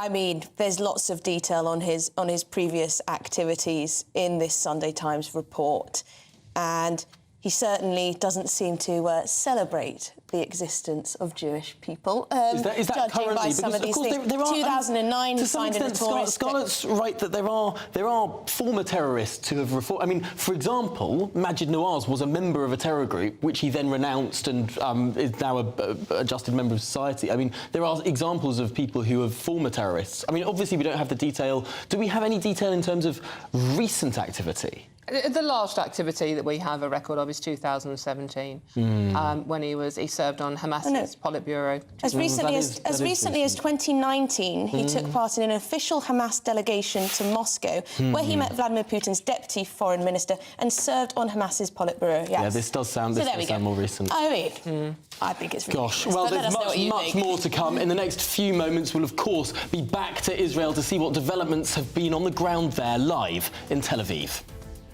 Hello, very good day to you. I'm Alex Burkill, and here's your latest GB News weather update. Whilst for many it is going to be a dry day today, we do have some wet and windy weather on its way. That's in association with a system that's currently sitting over France and going to push its way northwards as we go through the next 24 hours. We also have a front out towards the west of us, and that's already brought some heavy rain across parts of Cornwall into the Republic of Ireland as well, and that is going to bring some further heavy rain here as we go through the rest of this afternoon. Otherwise, for many, it's a largely dry picture with some bright sunny spells, the best of these towards the north. It is also quite a mild day, less so towards northern areas, but in the south, looking at highs of around 16 or 17 Celsius. Through this evening and overnight, we're going to see a spell of wet weather pushing its way in, initially across parts of the southeast, but then spreading a bit further north as we go through the early hours of Tuesday morning. Notice also the rain across western parts will spread a little bit further east across parts of Wales, and southern England could be heavy at times too. A relatively mild night, most places staying in double figures, but chillier towards the northwest, perhaps a touch of frost for northwest Scotland. So a fairly wet day on Tuesday for many places. The heaviest rain likely to be across eastern parts of England, where we could see some further impacts from the rain. Otherwise, there will be some hefty showers across southern parts of the UK, could bring some hail and some thunder for a time. The best chance of staying dry and bright will be towards more northern areas, and temperatures down a touch compared to today. Now, coming up next, shoplifting offences in England and Wales have risen by, get this, 25%. 25% in the last year alone. This is becoming a bit of a crisis point at the moment, and we'll be bringing you the latest on the government's attempts to crack down on shoplifting. We've heard this many times. Let's see what they've got a fancy new technical solution. Find out what that technical solution is after this.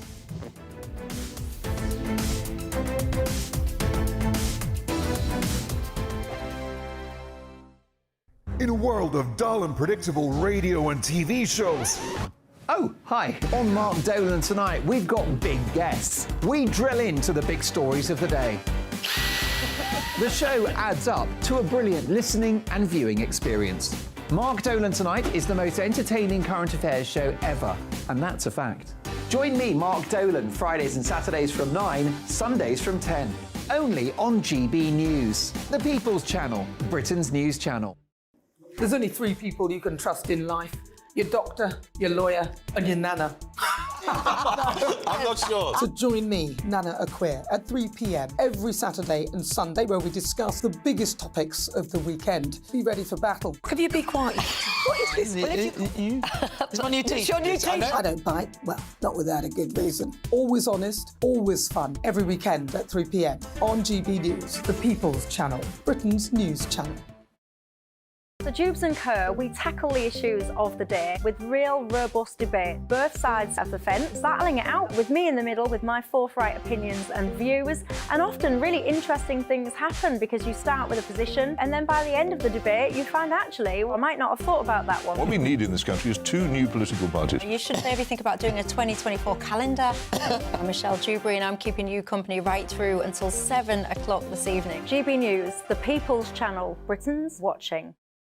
Join us every night on GB News at 11 p.m. for Headliners, which is 3 top comedians going through the next day's news stories, which is exactly what you need, because when the establishment has gone crazy, you need some craziness to make sense of it. Headliners. You don't have to bother reading the newspaper. We've got it covered for you. Every night at 11 p.m. and repeated every morning at 5 a.m. We won't send you to sleep like some of the other paper review shows out there. So join us 11 p.m. every night on GB News. The People's Channel, Britain's news channel. GB News, unlike other broadcasters, isn't obsessed with the London-Westminster bubble. We think there's a nation beyond the M25, and that's why we talk about the issues that matter across the land. Join me on State of the Nation, 8 to 9 o'clock, Monday to Thursday, on GB News. Daisy's listening, and you should too. Every Sunday from 11, join Michael Portillo. There will be topical discussion, looking at the week before and the week to come. So kick back and relax at 11 a.m. on Sundays on GB News with me, Michael Portillo. GB News, the People's Channel, Britain's news channel. I'm Andrew Doyle. Join me at 7 o'clock every Sunday night for Free Speech Nation, the show where I tackle the week's biggest stories in politics and current affairs with the help of my 2 comedian panellists and a variety of special guests. Free Speech Nation, Sunday nights from 7 on GB News, the People's Channel, Britain's news channel. Nightmare commute. Kick it up a gear with me, Patrick Christie's, at drive time, 3 till 6 p.m, Monday to Friday on GB News Radio. You can listen online and on DAB+, on the smart speaker app and on the GB News app. And if you've got an Alexa, all you have to say is, Alexa, play GB News. We're also on TuneIn and the Radio Player apps. From the school run to rush hour, get revved up with me, Patrick Christie's, on GB News and GB News Radio.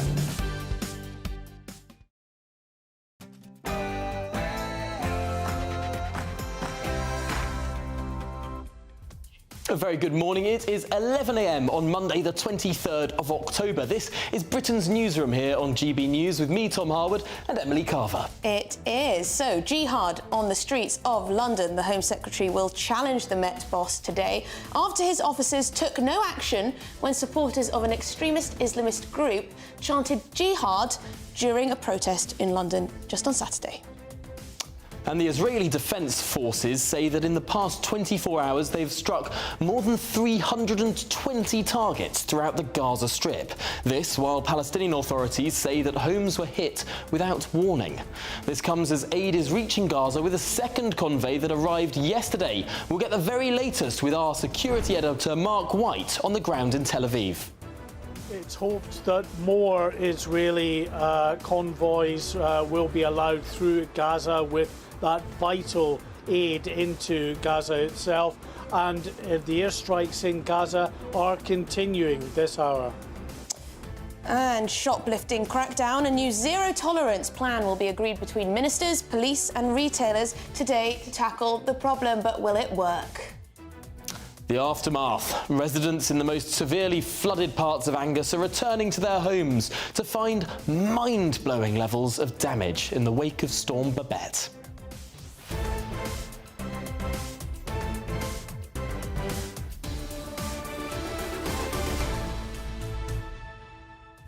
It's hard to imagine, isn't it, Tom, if you're living in unaffected areas by this storm. But have you seen the video footage of the destruction that's been caused? Genuinely, roads turned into rivers, and fast-moving rivers. And kids being rather stupid and, you know, flying down the river. Oh, I've seen some children having marvellous fun, like amongst all the horror, but riding on airbeds. Yes, that's what I saw. Water rapids. That's what I saw. I suppose you've got to make the best of a bad situation, but some terrible, terrible stuff that's happened in houses, but some children, of course, making the best of it. Get your thoughts coming in. gbviews@gbnews.com, that's the address. Have your area been flooded? We want to know. Yes, or you can get in touch on socials at GB News. Of course, we're there across all of them. But first, let's get the news headlines.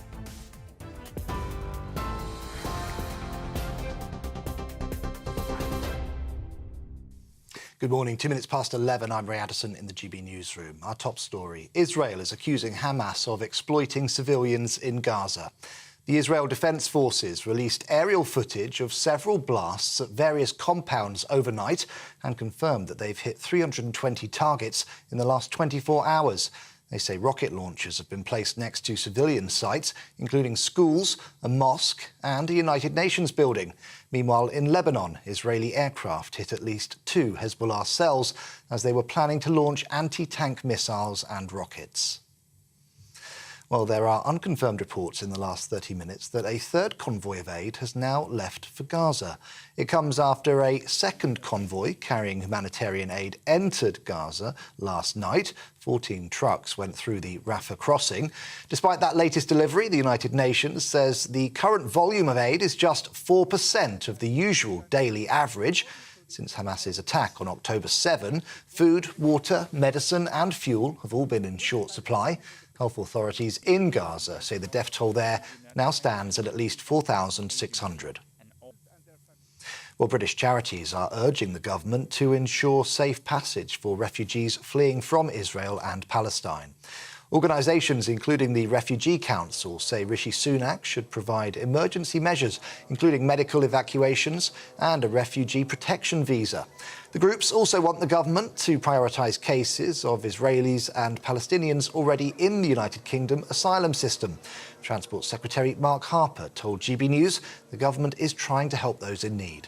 The Foreign Secretary and the Prime Minister in the region talking to leaders not just in Israel but also in the surrounding countries, so in Egypt, in Saudi Arabia and in Qatar, working very hard, both dealing with the hostages, the British citizens that have been taken hostage, these other citizens that have been taken hostage, but also talking to Israel, supporting them in their right to defend their country from Hamas's attack, but also urging humanitarian support for the innocent Palestinian people who are just as much victims of Hamas as those living in Israel. The Home Secretary will challenge the Met Police Commissioner over the force's decision not to arrest protesters calling for jihad against Israel. That's after video emerged of a pro-Palestinian protester chanting the term at demonstrations over the weekend. Suella Braverman will hold talks with Sir Mark Rowley later after officers said no offences were identified. Some ministers have condemned the police for their handling of rallies in London and other cities, including Birmingham, Cardiff and Belfast.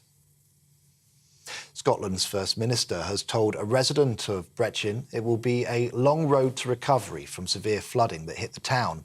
Humza Yousaf is visiting the area after it was devastated by the Storm Babet floods and the River South Esk burst its banks.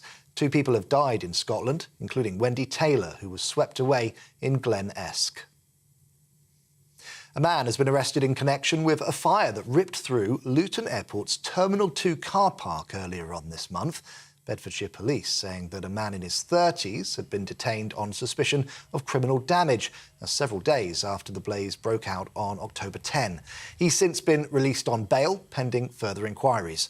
Bedfordshire Fire and Rescue Service says around 1,500 cars were inside the car park and it's unlikely any will be salvageable.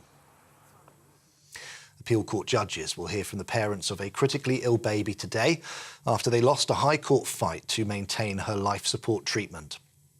Indy Gregory, who was born in February, has the genetic condition mitochondrial disease, which saps energy.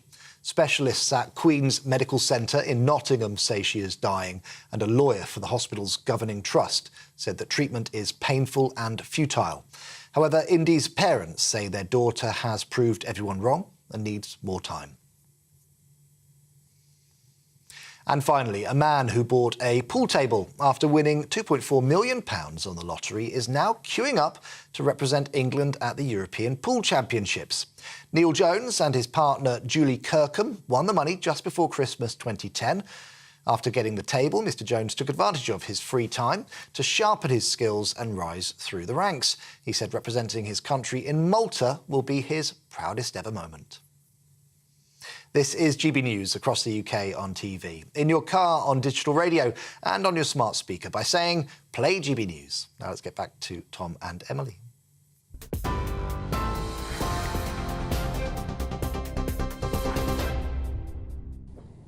Welcome back to Britain's Newsroom with me, Emily Carver, and Tom Harwood. Lots of you have been getting in touch. That conversation we were having about housing and the lack of it seems to have got you going. David says, young people aren't that bothered about owning a house. News to me. Most want to just work and spend their money. We were all young once, I remember. Tom, oh, but not that bothered. Well, I don't know. I just wish we still lived in the days when, you know, 4 times your income could get you a house. Now it's more like 10 times your income. But as my parents always tell me, interest rates. Oh, but interest rates are a very different thing on a smaller amount borrowed than on a larger amount borrowed. That is true. That is true. Rate of change. And Chris says, and quite a lot of you have been saying this, that the housing problem is due to an increase in population. That is the elephant in the room, Tom. Well, I think it's clearly part of it, but ultimately the percentage by which demand has risen isn't just about migration. No, because also we've had family... there's a proportion of it, but I think you and I would both agree that we have a birth rate problem in the UK and that we should be having more babies. So we should be having a growing population, whether that be... Currently we're doing that through migration, but in my ideal world we'd be doing that through a higher birth rate. OK, Tom. So in either way, I'll have some we'd need more babies. houses. We'd need more houses. This always seems to happen. But yes, also lots of people getting in touch about the Hamas chief, former chief perhaps, who's been living in a council house in North London. Really, really beggars belief. Lots of people getting in touch to say, you know, why is he here, essentially, let alone enjoying discounted accommodation when many thousands of people are on the waiting list for God knows how long. Certainly. Anyway, should we move on? Well, I just want to mention Jane, who has written in to say that whilst, yes, we have been talking about how the Tories have been abandoning planning reform for some time, it was also the Labour Party that voted down the nutrient neutrality reform that the government proposed that would have freed up 100,000+ homes that the Labour Party blocked. So it's a plague on all your houses, to coin a phrase. Yes, that was a ridiculous debate, actually. People saying there were rules that only came in 2019 that then had to... Anyway. It's going to lead to destruction of our environment if we dare to change anything, but there we go. Speaking of destruction of environments, a ground invasion of Gaza may appear imminent. Did you see what I did there with that segue? Yes. I don't know if it's particularly appropriate, but troops and tanks circle the enclave right now, fighting on the border. The Israeli Prime Minister has warned his troops that his people were in a battle for their lives and said the war against Hamas is do or die. Yes, the United Nations says a second convoy of aid was allowed to enter Gaza, taking aid to millions of people inside the area in need of food, water and medical aid after more than 2 weeks of bombing. Well, our Home and Security editor Mark White is in Tel Aviv. And Mark, what are the developments today? Well, some confirmation from the Israeli Defence Forces that there were cross-border raids from Israel into Gaza overnight with the aim of taking out some terrorist cells there that were planning to lay booby traps for the Israeli ground invasion when that eventually takes place in force. And during one of those raids, an Israeli soldier was killed and 3 others were injured. There have been a number of these raids into Gaza, and they will continue, we're told, in the hours and the days ahead in preparation for that ground invasion. And of course, those raids in the air, those raids have been accompanied by the strikes from the air that continue to pace with, in fact, the most intense night of air strikes on Gaza since the conflict began just over 2 weeks ago. 320 targets for the Israeli Defence Forces. The IDF say that those targets included tunnels, also Hamas command and control and other terrorist infrastructure. But the difficulty that they have is, of course, that Gaza is a very built-up area, especially in Gaza City. And the Israeli Defence Forces have accused Hamas of cynically using civilians as cover effectively to put their rocket launchers in areas, sensitive civilian areas. They put out some photographs that they say shows that these rocket launchers have been put next to a kindergarten, next to schools, a mosque, even a United Nations compound. And while that is taking place, of course, it makes the efforts of the IDF in trying to take out those targets and avoid civilian casualties all that more difficult. But of course, there is a great deal of pressure coming from Western countries, although issuing very public support for Israel and its right to defend itself and to go after Hamas. Behind the scenes, they are urging caution, and they are trying to implore Israel to do all it can to avoid civilian casualties. Mark, there's been quite a lot of debate over the weekend about Israel's response so far and whether it fits within international law. Many people throwing around the accusation that Israel's committing war crimes or that they're not acting rightly in terms of humanitarian, in terms of humanely. What do you say to that?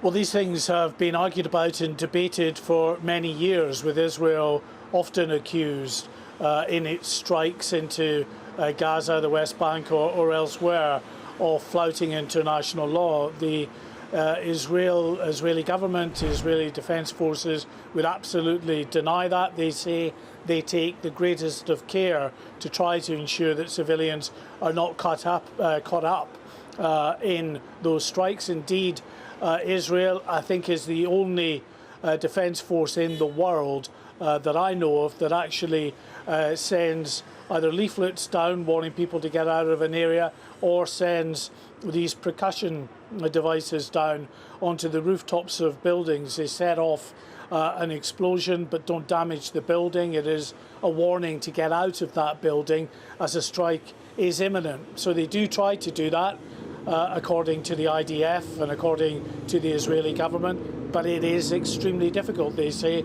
given the built-up nature of what is occurring in Gaza, the fact that hundreds of thousands of people, despite being told to clear the area and to head south, have not done so, either unwilling to cede ground to an eventual Israeli invasion or are being prevented from moving out of that area by Hamas. It's extraordinary to think what might come next. And of course, when the Prime Minister was over there in the region in recent days, he visited not just Israel, but also Jordan, Saudi Arabia and Egypt, meeting the leaders of those countries and indeed meeting the leader of the Palestinian Authority. Is there a real risk of spillover? And what would that mean for the wider Middle East? I think there's a great potential for there being spillover. We're already seeing, in a more limited way, a response from those Hamas supporters, Iran-backed militant proxies in the area who have been launching missiles and trying to target Israeli communities and Israeli installations in the north. For instance, the terror group Hezbollah has been launching anti-tank missiles and other munitions over that border in recent days. Just overnight, the IDF took out a number of cells in southern Lebanon, which the IDF say were planning to launch imminent attacks on Israeli communities and on military installations. We've seen missiles apparently launched from Yemen, which were taken out by a United States destroyer in the Red Sea there. They were tracking, according to sources, towards Israel. And we've seen attacks on US military personnel in Syria and Iraq. So some real concern that this could escalate further depending on what those proxies, those supporters of Hamas decide to do in the days ahead. If this ground invasion does go ahead in the coming days, that could be a trigger. We know that yesterday, when we had a very significant escalation in the airstrikes into Gaza, there was a response from Hamas with a lot of rocket fire coming to Israel, to Tel Aviv, where we are, just on the southern outskirts of the capital of Tel Aviv itself, a barrage of rockets into that area, and many other areas around southern and central Israel have been targeted as well. Today, less so, but just in the last hour or two, there have been barrages of rockets that have come over into southern and central Israel, around Ashkelon in particular. Thank you very much, Mark White, our security editor there, live from Tel Aviv. Yeah, some concerning developments there. But back in the UK, the Home Secretary, Suella Braverman, will challenge the Metropolitan Police about the force's response to incidents during a pro-Palestinian protest in London on Saturday. Yes, she's going to challenge the officer's decision to take no action when there was a chant of jihad on the streets of London and reassure that there can be no place for incitement to hatred or violence on UK streets. Well, we're joined now by the former Detective Superintendent of the Metropolitan Police, Shabnam Chowdhury. And thank you so much for making the time for us this morning. I suppose there are difficult operational decisions that the Metropolitan Police has to make on a day-by-day, minute-by-minute basis. In your view, did they get this one wrong? No, I don't think they got it wrong. They worked on the basis of working collaboratively with the Crown Prosecution Service. These were specialised lawyers in counter-terrorism from the Crown Prosecution Service, and working with them on Saturday in the specialist operations room, side by side, the decision was made by the CPS that no offences had been committed. The bottom line is this: they have to work within the legal framework with what's available to them, and they would have considered all options. They also had to consider, in terms of counter-terrorism, whether they could demonstrate that individuals or groups were inciting or encouraging others to commit acts of terrorism, for example. So they would have worked with everything that was available to them, and they made their decision rightfully in collaboration with the Crown Prosecution Service. The CPS have got to show that if they charge somebody, there's a strong likelihood of a conviction. And in this case, clearly that wasn't the case. So, Shabnam, is it legal then on the streets of London to call for jihad against Israel? Because a huge number, I would hazard a guess, the majority of people do not want to see that on our streets. Surely it must be some kind of public order offence at the very least. Well, they would have considered all other public order offences, and I think that the fact is that jihad means a lot of different things to many different people, and they would have considered that. When they made their announcements on Friday, for example, the Metropolitan Police were very clear. They stipulated that if anybody was displaying Hamas flags or any articles that related to counter-terrorism or encouraging acts of counter-terrorism, they would be subject to arrest. They also talked about the chanting of the "by the river, by the sea," and they said clearly that if that was said and chanted within the setting of the protest on Saturday, then the Met Police would have accepted that. However, if those slogans were then chanted outside of the schools, Jewish schools or synagogues, then they would have been subjected to arrest. So the fact is that in August, in 2021, Sir Mark Rowley, he co-authored a report from the Commission on Counter-Extremism, which basically advises the government. And they gave a very clear warning at that time that there was a gaping chasm in laws allowing extremists to operate with impunity. In 2023, the report into Manchester bombings revealed that 2 years after the report, the Home Secretary was still considering it. So it's clear that the conversation that is going to take place today is whether or not the Met Police or policing in general needs further legislation in order to be able to address these kinds of issues. You mentioned there the chanting of "from the river to the sea, Palestine shall be free." Now, that is a chant that very clearly is talking about the area between the Jordan River and the Mediterranean, i.e. the area that is occupied by Israel. It's a chant that means wiping out Israel from the map. Why is it acceptable to chant that at a march, but not acceptable in the eyes of the Metropolitan Police to chant that outside a synagogue or a school? Surely it should be one rule everywhere. Well, I think that as I said, that these chants have different meanings to different people. But what the Met has said, if you go and stand outside a synagogue or outside a Jewish school or in areas where there are individuals that will be highly offended by those comments, then you are inciting hatred or racial hatred, and therefore they will consider making further arrests in respect of that. You've got to look at the context of what they're doing and whether or not public order offences apply in different cases, in different settings. Very, very difficult decision for the Met Police to have made. You had something like 150,000 protesters.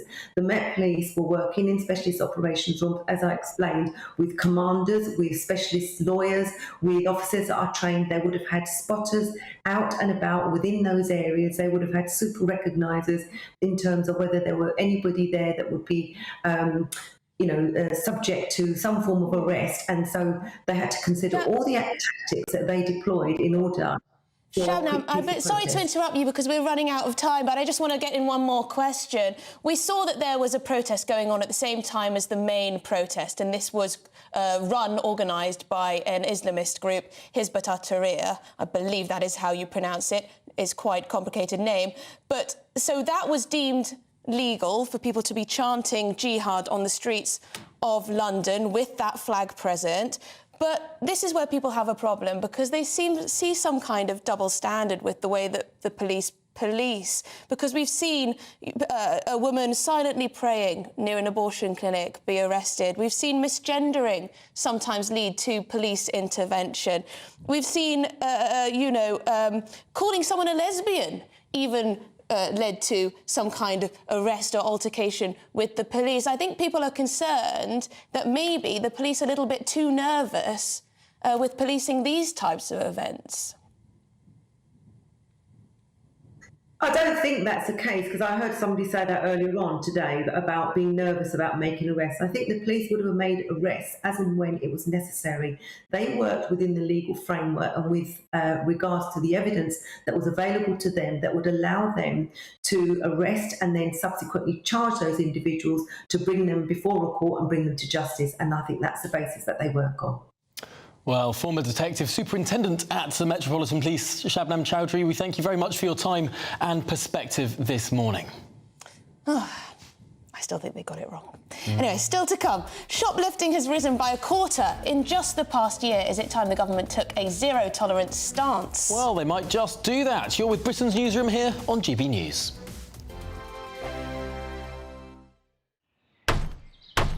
Who is it? We're here for the show. More energy this time! Well, Welcome to the Dinosaur Hour. I was married to a therapist. And you survived? I thought we were getting Hugh Laurie. Second best. You interviewed Saddam Hussein. What's that like? I was terrified. I'm playing strip poker with you three. Oh! No, thank you. My CDs need to be put in alphabetical order. Are you going to be problematic again? The Dinosaur Hour. Sundays at 9 on GB News. What you get for breakfast is something that, if we do our jobs right, you will wake up to news that you didn't know the night before. It's a conversation. It's not just me and Eamon. We want to get to know you, and we want you to get to know us. From 6, it's Breakfast with Eamon and Isabel. Monday to Thursdays on GB News. Britain's news channel. People in Britain, they love free speech, but they also love fair play. I don't care if I'm speaking somebody from a trade union, from the Labour Party, somebody from the SNP. And I think the viewers like to see that actually we can challenge one another, but in a positive way. We think we ask the questions that people want to ask, and often we ask the questions that we wanted to ask in Parliament but never got the chance to ask. So join us every Saturday, 10 a.m. till noon on GB News, Britain's news channel. Nightmare commute. Kick it up a gear with me, Patrick Christie's, at drive time, 3 till 6 p.m, Monday to Friday on GB News Radio. You can listen online and on DAB+, on the smart speaker app and on the GB News app. And if you've got an Alexa, all you have to say is, Alexa, play GB News. We're also on TuneIn and the Radio Player apps. From the school run to rush hour, get revved up with me, Patrick Christie's, on GB News and GB News Radio. Tired of the usual focus-tested, pre-prepared Westminster runaround? Well, so am I. So you want higher taxes? Is your department to blame for this? Are you rethinking this policy? Every Sunday at 9:30, I'll be sitting down with those in power to get the truth about the issues affecting you. Let's be honest, we've known about the cost pressures of this project for years, not months. That's the Camilla Tominey Show, a politics show with personality. On GB News, the People's Channel, Britain's news channel. Now then, Lee Anderson here. Join me on GB News on my show, The Real World, every Friday at 7 p.m. I'm not eating bloody cat. Are you Delicious. mental? Open your mouth. OK, here comes a train. Reminds me of the scene in Singing in the Rain. Adam, is that a good one? Whoa! Join me at 7 on GB News, Britain's news channel. When the news happens, it happens here. And really important breaking news. Breaking news this morning. On TV, radio and online, the news starts here on Britain's Newsroom. All the biggest stories and the answers that you need from across the UK and beyond. Join Britain's Newsroom from 9:30 on GB News. The People's Channel, Britain's news channel. GB News, unlike other broadcasters, isn't obsessed with the London-Westminster bubble. We think there's a nation beyond the M25, and that's why we talk about the issues that matter across the land. Join me on State of the Nation, 8 to 9 o'clock, Monday to Thursday, on GB News. Daisy's listening, and you should too.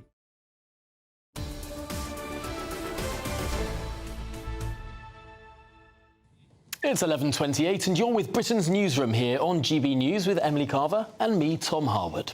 Yes, so shoplifters, they could be fitted with GPS tags so police can track their movements 24/7. This is under plans being considered currently by the government. Well, figures released last week showed that shoplifting offences recorded by police in England and Wales have risen by 25% in the last year alone.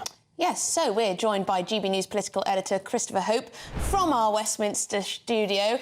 Christopher, this has been a massive issue and it seems to be getting worse and worse. The government desperately wants to be seen as being on the side of law and order. What exactly are they proposing here? Well, the idea is GPS tags, so you can track the footprint of someone moving around shops. If it's a persistent offender, someone who always is shoplifting, then they can see where they've been. They've got to do something to lift the numbers of shoplifters being prosecuted. The number of theft being reported was 4.4% last year. It's tiny. And Dame Sharon White, of course, who runs John Lewis, she says it's a big issue, an epidemic issue for that big flagship retailer. The British Retailer Consortium say it costs £1 billion a year. So in isolation, and perhaps no surprise during the cost of living crisis, the people are stealing more things as things are more expensive in the shops. You've got to say, though, elsewhere on crime, the figures out last week from the ONS show a big fall across the board in violent crime, criminal damage, murders, antisocial behaviour. These are areas which are also difficult crimes, but it seems there's been a big spike in shoplifting, and that's why at lunchtime we're seeing a roundtable conversation between Chris Philp, who's a policing minister, with retail bosses to try and work out a way to bring that number down. It's clearly a big issue that has affected so many different parts of the country, and we've seen shops use sort of cameras, body cameras now on shop assistants at checkouts. Is an electric tag system really going to go far enough, or is this simply an area where we need more police? Well, Tom, we always need more police. I think most people agree with that. I mean, 130,000 or so. We have seen some more police, haven't we, under Boris Johnson's pledge when he became Prime Minister. The Labour Party is saying there'll be more police if they win the election next year, but many of us don't really see enough police on the beats, just to reassure. So that's part of it, but that's very costly. It's maybe cheaper to have the idea of GPS tags, those cameras around the neck of shop workers, often to protect the shop worker as much as to try and track down repeated offenders, because you can imagine an offender wouldn't be going to the till, they'd walk out the shop. But the idea of using data to try and track, and using even AI, Tom, to try and find repeated offenders is something which is out there and is moving up the policy chain at the moment. Yes, I think one of the major issues is that people who are working in these shops will call the police about someone who keeps coming in and stealing, and nothing is done if the cost of the items isn't low, high enough. yeah. Thank you for your time, Christopher. Christopher Hope there, political editor from our Westminster studio. Yes, and it's so often such a large proportion of the theft is done by a very small proportion of thieves. It's almost a Pareto principle moment. Still to come, though. The wake of the storm. Some people living in Brecon could be permanently out of their homes following massive flooding caused by Storm Babet. Tony Maguire is in the area. Blacklisted books. Cambridge Library are making a list of problematic books that might cause offence. But are we on a path now to something more dark? I think we might be. Drunken flyers. After multiple reports emerge of drunken disorderly behaviour on planes, we'll ask our panel, is it time to ban drinking on flights? Not on my watch. That and so much more after your morning news with Ray Addison.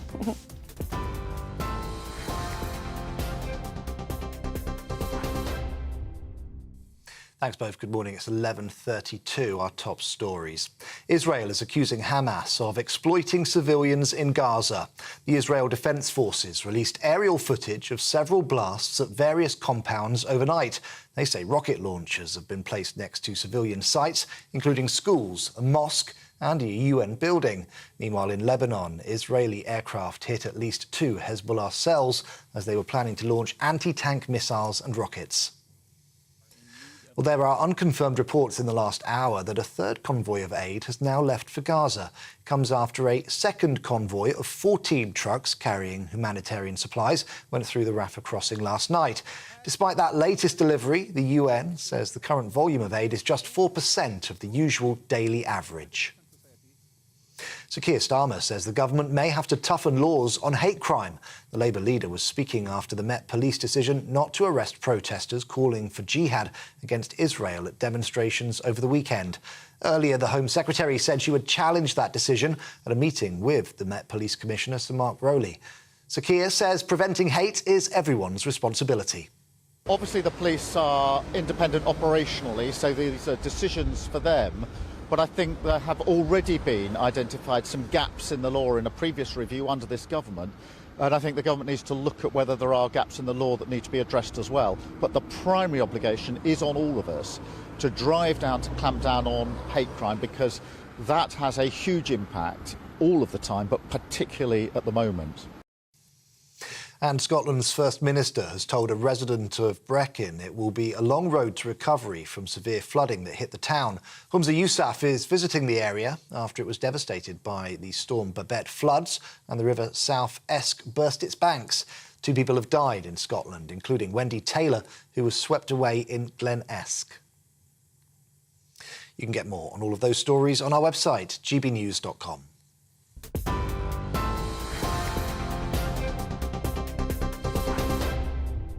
For exclusive, limited edition and rare gold coins that are always newsworthy, Rosalind Gold proudly sponsors the GB News Financial Report.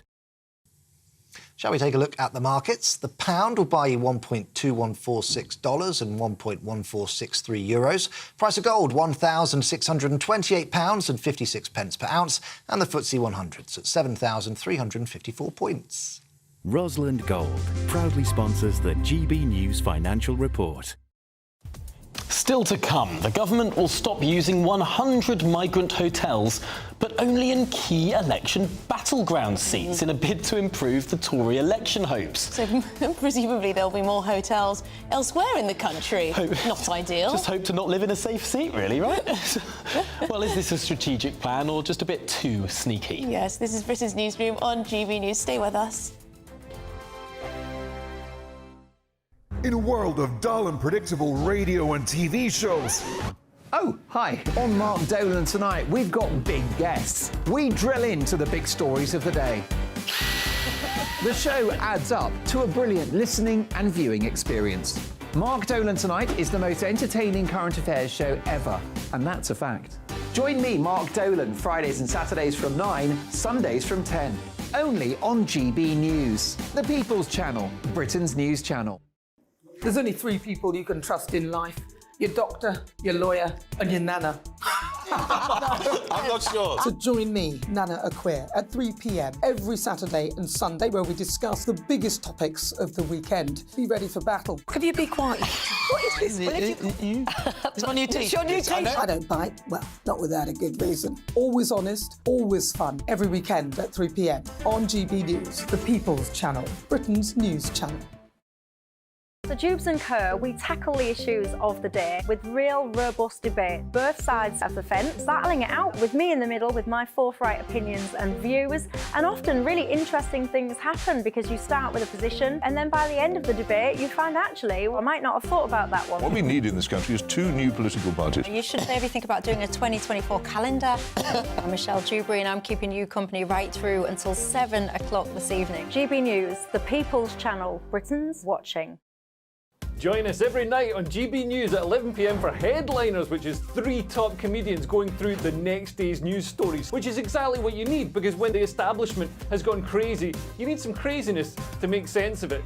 Headliners. You don't have to bother reading the newspaper. We've got it covered for you. Every night at 11 p.m. and repeated every morning at 5 a.m. We won't send you to sleep like some of the other paper review shows out there. So join us 11 p.m. every night on GB News. The People's Channel, Britain's news channel.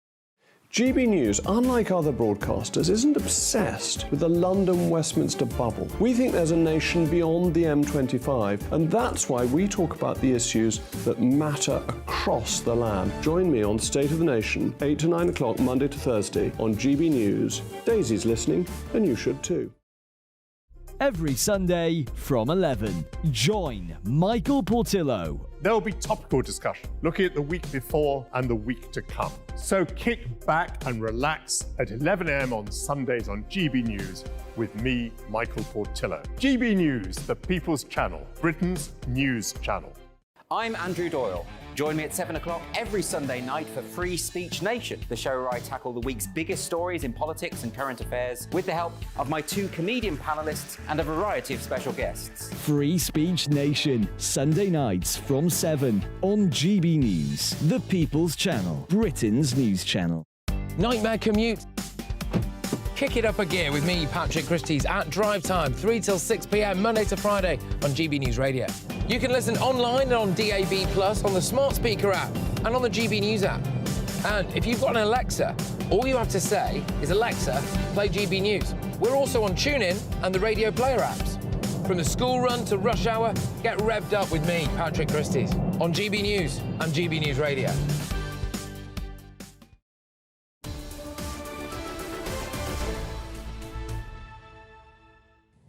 Welcome back, it's 11:39 and you're with Britain's Newsroom here on GB News with Emily Carver and me, Tom Harwood. You are indeed. Now, residents in the most severely flooded part of Angus are returning to their homes to find mind-blowing levels of damage as the clean-up begins in the wake of that storm. Well, the First Minister of Scotland, Humza Yousaf, has been in the area and spoke with GB News. Well, I'm here because I wanted to be very clear to the residents who I've met, who I've been into their homes, to the businesses that I've met, that the government is standing alongside our partners in Angus Council to do everything we can to support them, given the devastation and the scale of the devastation we've seen from Storm Babet. So we will do everything we can to support them, but I have been heartwarmed, my heart has warmed in the last few days when we've seen the scale of the community response. Well, that was Humza Yousaf talking to GB News. So let's go live now to Tony Maguire in Brecon. Tony, tell us what's happened in the aftermath of this storm. Indeed, well, it's been 4 days really since that rainy Thursday, where I was here among with a lot of other people trying to work out just how bad it was going to get. And of course, the answer was unprecedented. And indeed, the wording that the Met Office used, if you remember, is exceptional and persistent rain. And well, that played out. In fact, at 4 o'clock on the Friday morning, the dike wall for the river broke, flooding the local pub, about around 100 homes at a caravan park. So in the cold light of day, here in Brecon in the following week, you know, residents are returning to their homes and they're seeing their furniture in disarray. We were in a lady's home earlier on today who lived on River Street, and certainly it looked like she hadn't even been able to get up the courage to move the furniture back in place. The level of damp and, you know, just broken and cluttered furniture and objects around the home just served a really telling story of what the First Minister said there was utter devastation.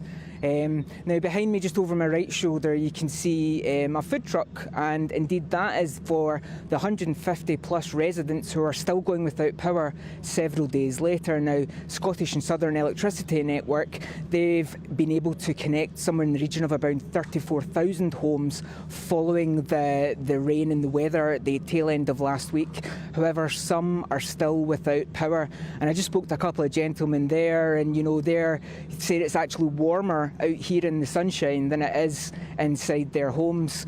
Now, certainly they're giving out some free snacks, and they're also, you know, here in Brecon, giving out various other items to help people who may have been temporarily displaced, people who perhaps can't go back to their homes because of the devastation. And the First Minister, Humza Yousaf, well, he made the walk right along River Street today. He spoke to lots of residents, you know, and just to really check in on them to see how they were doing. He also spoke to some of the emergency services and rescue and recovery teams who rescued people and dogs from more than 100 homes. And indeed, he, as you can hear, from his statement there, you know, was really struck by the picture here in Brecon. Well, Tony Maguire, thank you very much for bringing us the very latest there as communities recover from Storm Babet. Yeah, unimaginable sitting here. Really awful damage that's been done to people's homes, their communities, their businesses, etc., their cars also. But now we have the former editor of the Daily Star, Dawn Newsroom, and the former advisor to the Labour Party, Scarlett Maguire, who join us to discuss what we've been talking about. Oh, sorry. I think I'm just a little bit of... Stop holding hands, you two. I'm not holding hands. I'm very sorry. It's a blossoming relationship. I want to talk about this... I want to talk about this story. Tories stop using hotels in election battlegrounds for migrants. Dawn, take it away. Just within hours of the Conservative Party's bruising double by-election loss, this is announced, basically. It's a very controversial policy. It has been from day one, hasn't it, where it's costing £8 million a day to house 50,000 migrants in the Channel migrants in about 400 hotels across Britain. It's caused lots of problems locally. There was one hotel in Cornwall that were offered a ridiculous amount of money, over £1 million, for the government to take over this particular hotel to just house migrants, but it would have destroyed the local economy, which depended entirely on tourism. You've had protests in Wales and at hotels around the country. It's not good for the economy, it's not good for the hotels, it's not good for the local residents, and it's probably not good for the migrants either. So the Tories have announced that they are going to stop using hotels in key election battlegrounds. And I think that is the clue there. The hotels in places including Stoke and Wigan will stop taking migrants by the end of March. The Conservatives are saying this is because there are less migrants crossing the Channel. The £480 million deal we struck with France is actually working, evidently. I'm reading this out, honestly. I don't necessarily believe everything I'm reading out. However, so that's their excuse, but I'm a little bit cynical about it. It's incredibly brazen, isn't it? But Scarlett Maguire, I wonder, what counts as an election battleground these days? I mean, if mid-Bedfordshire is going to go red, then that's just every seat in the country, isn't it? Absolutely. So, yes, if they really want to win an election, they need to stop using hotels. But some of us think that actually what they should stop using hotels because, as Dawn says, they're bad for everybody, including the migrants, but particularly for the local people, because what we should have is a proper asylum system that works. And it's, I mean, frankly, you know, it's not just the people who come on boats; it's people who come other ways. But we. You know, to save money many years ago, they cut down. I mean, we've known about this for years and years and years, and we keep on saying, get a proper asylum system, send people back and keep the refugees. This is what you do. And they can't do it. The problem is we don't have agreements in place to send people back who come from countries with whom we don't have agreements. Yeah. And until we have a third country like Rwanda up and running, where do we send people back to? You send... A lot of people can go back to their home countries, right? I mean, I know there's a specific agreement with Albania, but we didn't need an agreement with Albania. Albania is not a dangerous country. I mean, I do think that we need to look at it properly. In theory, yes, Scarlett, that should be the case. But in practice, with the law profession as it is, and with the law as it is... Let's not blame the lawyers. It's very hard to deport people. It's very hard to deport people from this country, is it not, Tom? It is very difficult. We have very low deportation numbers, and that's not because the government doesn't want to deport people. It's because there are so many hoops and hurdles and obstacles in the way. It takes 4 years to process an asylum case. If it took a few weeks, then we would be able to move 4 years? Fast. Yeah, that's... This is crucial because these are two different things, isn't it? Once a decision has been made, are we able to deport people? But also, Scarlett, you're absolutely right. It used to be the case that it was a matter of days or weeks that a process would be heard. And it doesn't matter putting someone in a hotel for a week while their case is being heard. What matters is if they're languishing there for years, as people are currently doing, because the system is so slow. Yes, absolutely. And so to have this cynical thing of because people don't like... I mean, locals don't like having their hotels being used for migrants when actually they should be being used for them. And as Dawn said, you know, in somewhere like Cornwall, hotels are used... They're tourists. They bring in the tourists. People can stay there. So actually, I just think... I think it's amazing. I mean, how blatant can you be to say, well, we're just going to get rid of it and as you say, what is a key battleground anymore? No, I think probably in defence of... I can't believe I'm saying this. In defence of the current government, what they probably did was release a press release saying, we're going to do it in this area, this area and this area, and the Times might have interpreted that as election battleground. I doubt they put a press release out saying, we're going to do this in election battleground. I know, but to choose it like that is just... You just think, you know... And also, it's really, really bad. It's really bad for politics that people... So you look at it, you're a person who actually, like me, believes that most people are in politics for good reasons. You look at this and you think cynicism. And people out there who do not have the trust that we have in politicians, right, will just say they're all in it for themselves. This is blatant. Yeah, I think that's why you have such a low turnout. I know notoriously by-elections have low turnouts rather than general elections as well, but, you know, sort of like, you know, the recent by-election is like a 30% turnout. I think people are just so disenchanted with politics, no matter what colour politics you support. You just think they're all the same. I don't believe a word any of them are saying. Nothing seems to get done, and we've got another year of this to go. I know, and particularly the young. Actually, I was being given a lecture by somebody in their early 30s about, you know, we've been there, we've watched it. We don't believe anything anymore. And the parties are genuinely so similar now. I mean, if we go back to 2001, the turnout was approaching 50%, approaching half the population for a general election. I think we might well head, maybe not the next general election, but perhaps the one after that, back to that point. It's a concerning situation. But other concerning stories are to be discussed today because Cambridge Library, Dawn, are making a list of offensive books. Well, I mean, it's going to be a very short list in my world because there is no such thing as an offensive book. Is there not? No. No. What about a racist book? Well, yeah, but books are there, right? And if we're talking we're talking about historic books here, OK? Mein Kampf, for example. Mein Kampf, yeah, which actually is a great trigger for debate and finding out what mistakes were made in the past and what we can learn for the future. I think that when we're cancelling art, literature, statues, any of this stuff, we learn from it. Surely that is the point of why these works were done in the first place. So, no, I don't think it should be... I mean, it doesn't actually say what books they are cancelling in the piece that I'm reading here. Actually, to be fair, Dawn, they're not cancelling. What they're saying is they're looking at difficult books. Scarlett, stop ruining a story, come on.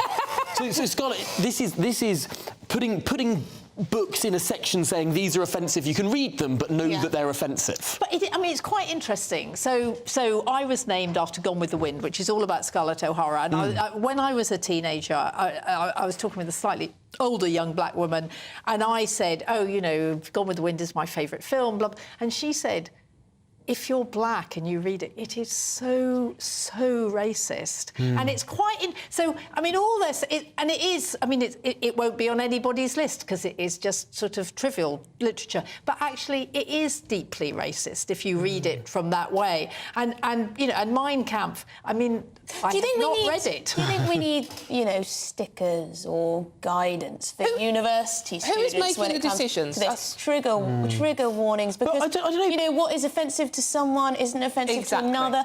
Can't we read a book and find out if it's problematic? Exactly, that's the point. Who is making this decision that we might find it offensive? I would suggest if you're a student, if you're a student at Cambridge University and you don't know that Mein Kampf might be a bit offensive, I think it probably shouldn't be at Cambridge University. But I don't know. But there is the other point of this, right? Which is the government has a policy with statues, for example, retain and explain. Yes. Keep it there, but explain the context in which it was put up. Is this list not in that sort of tradition?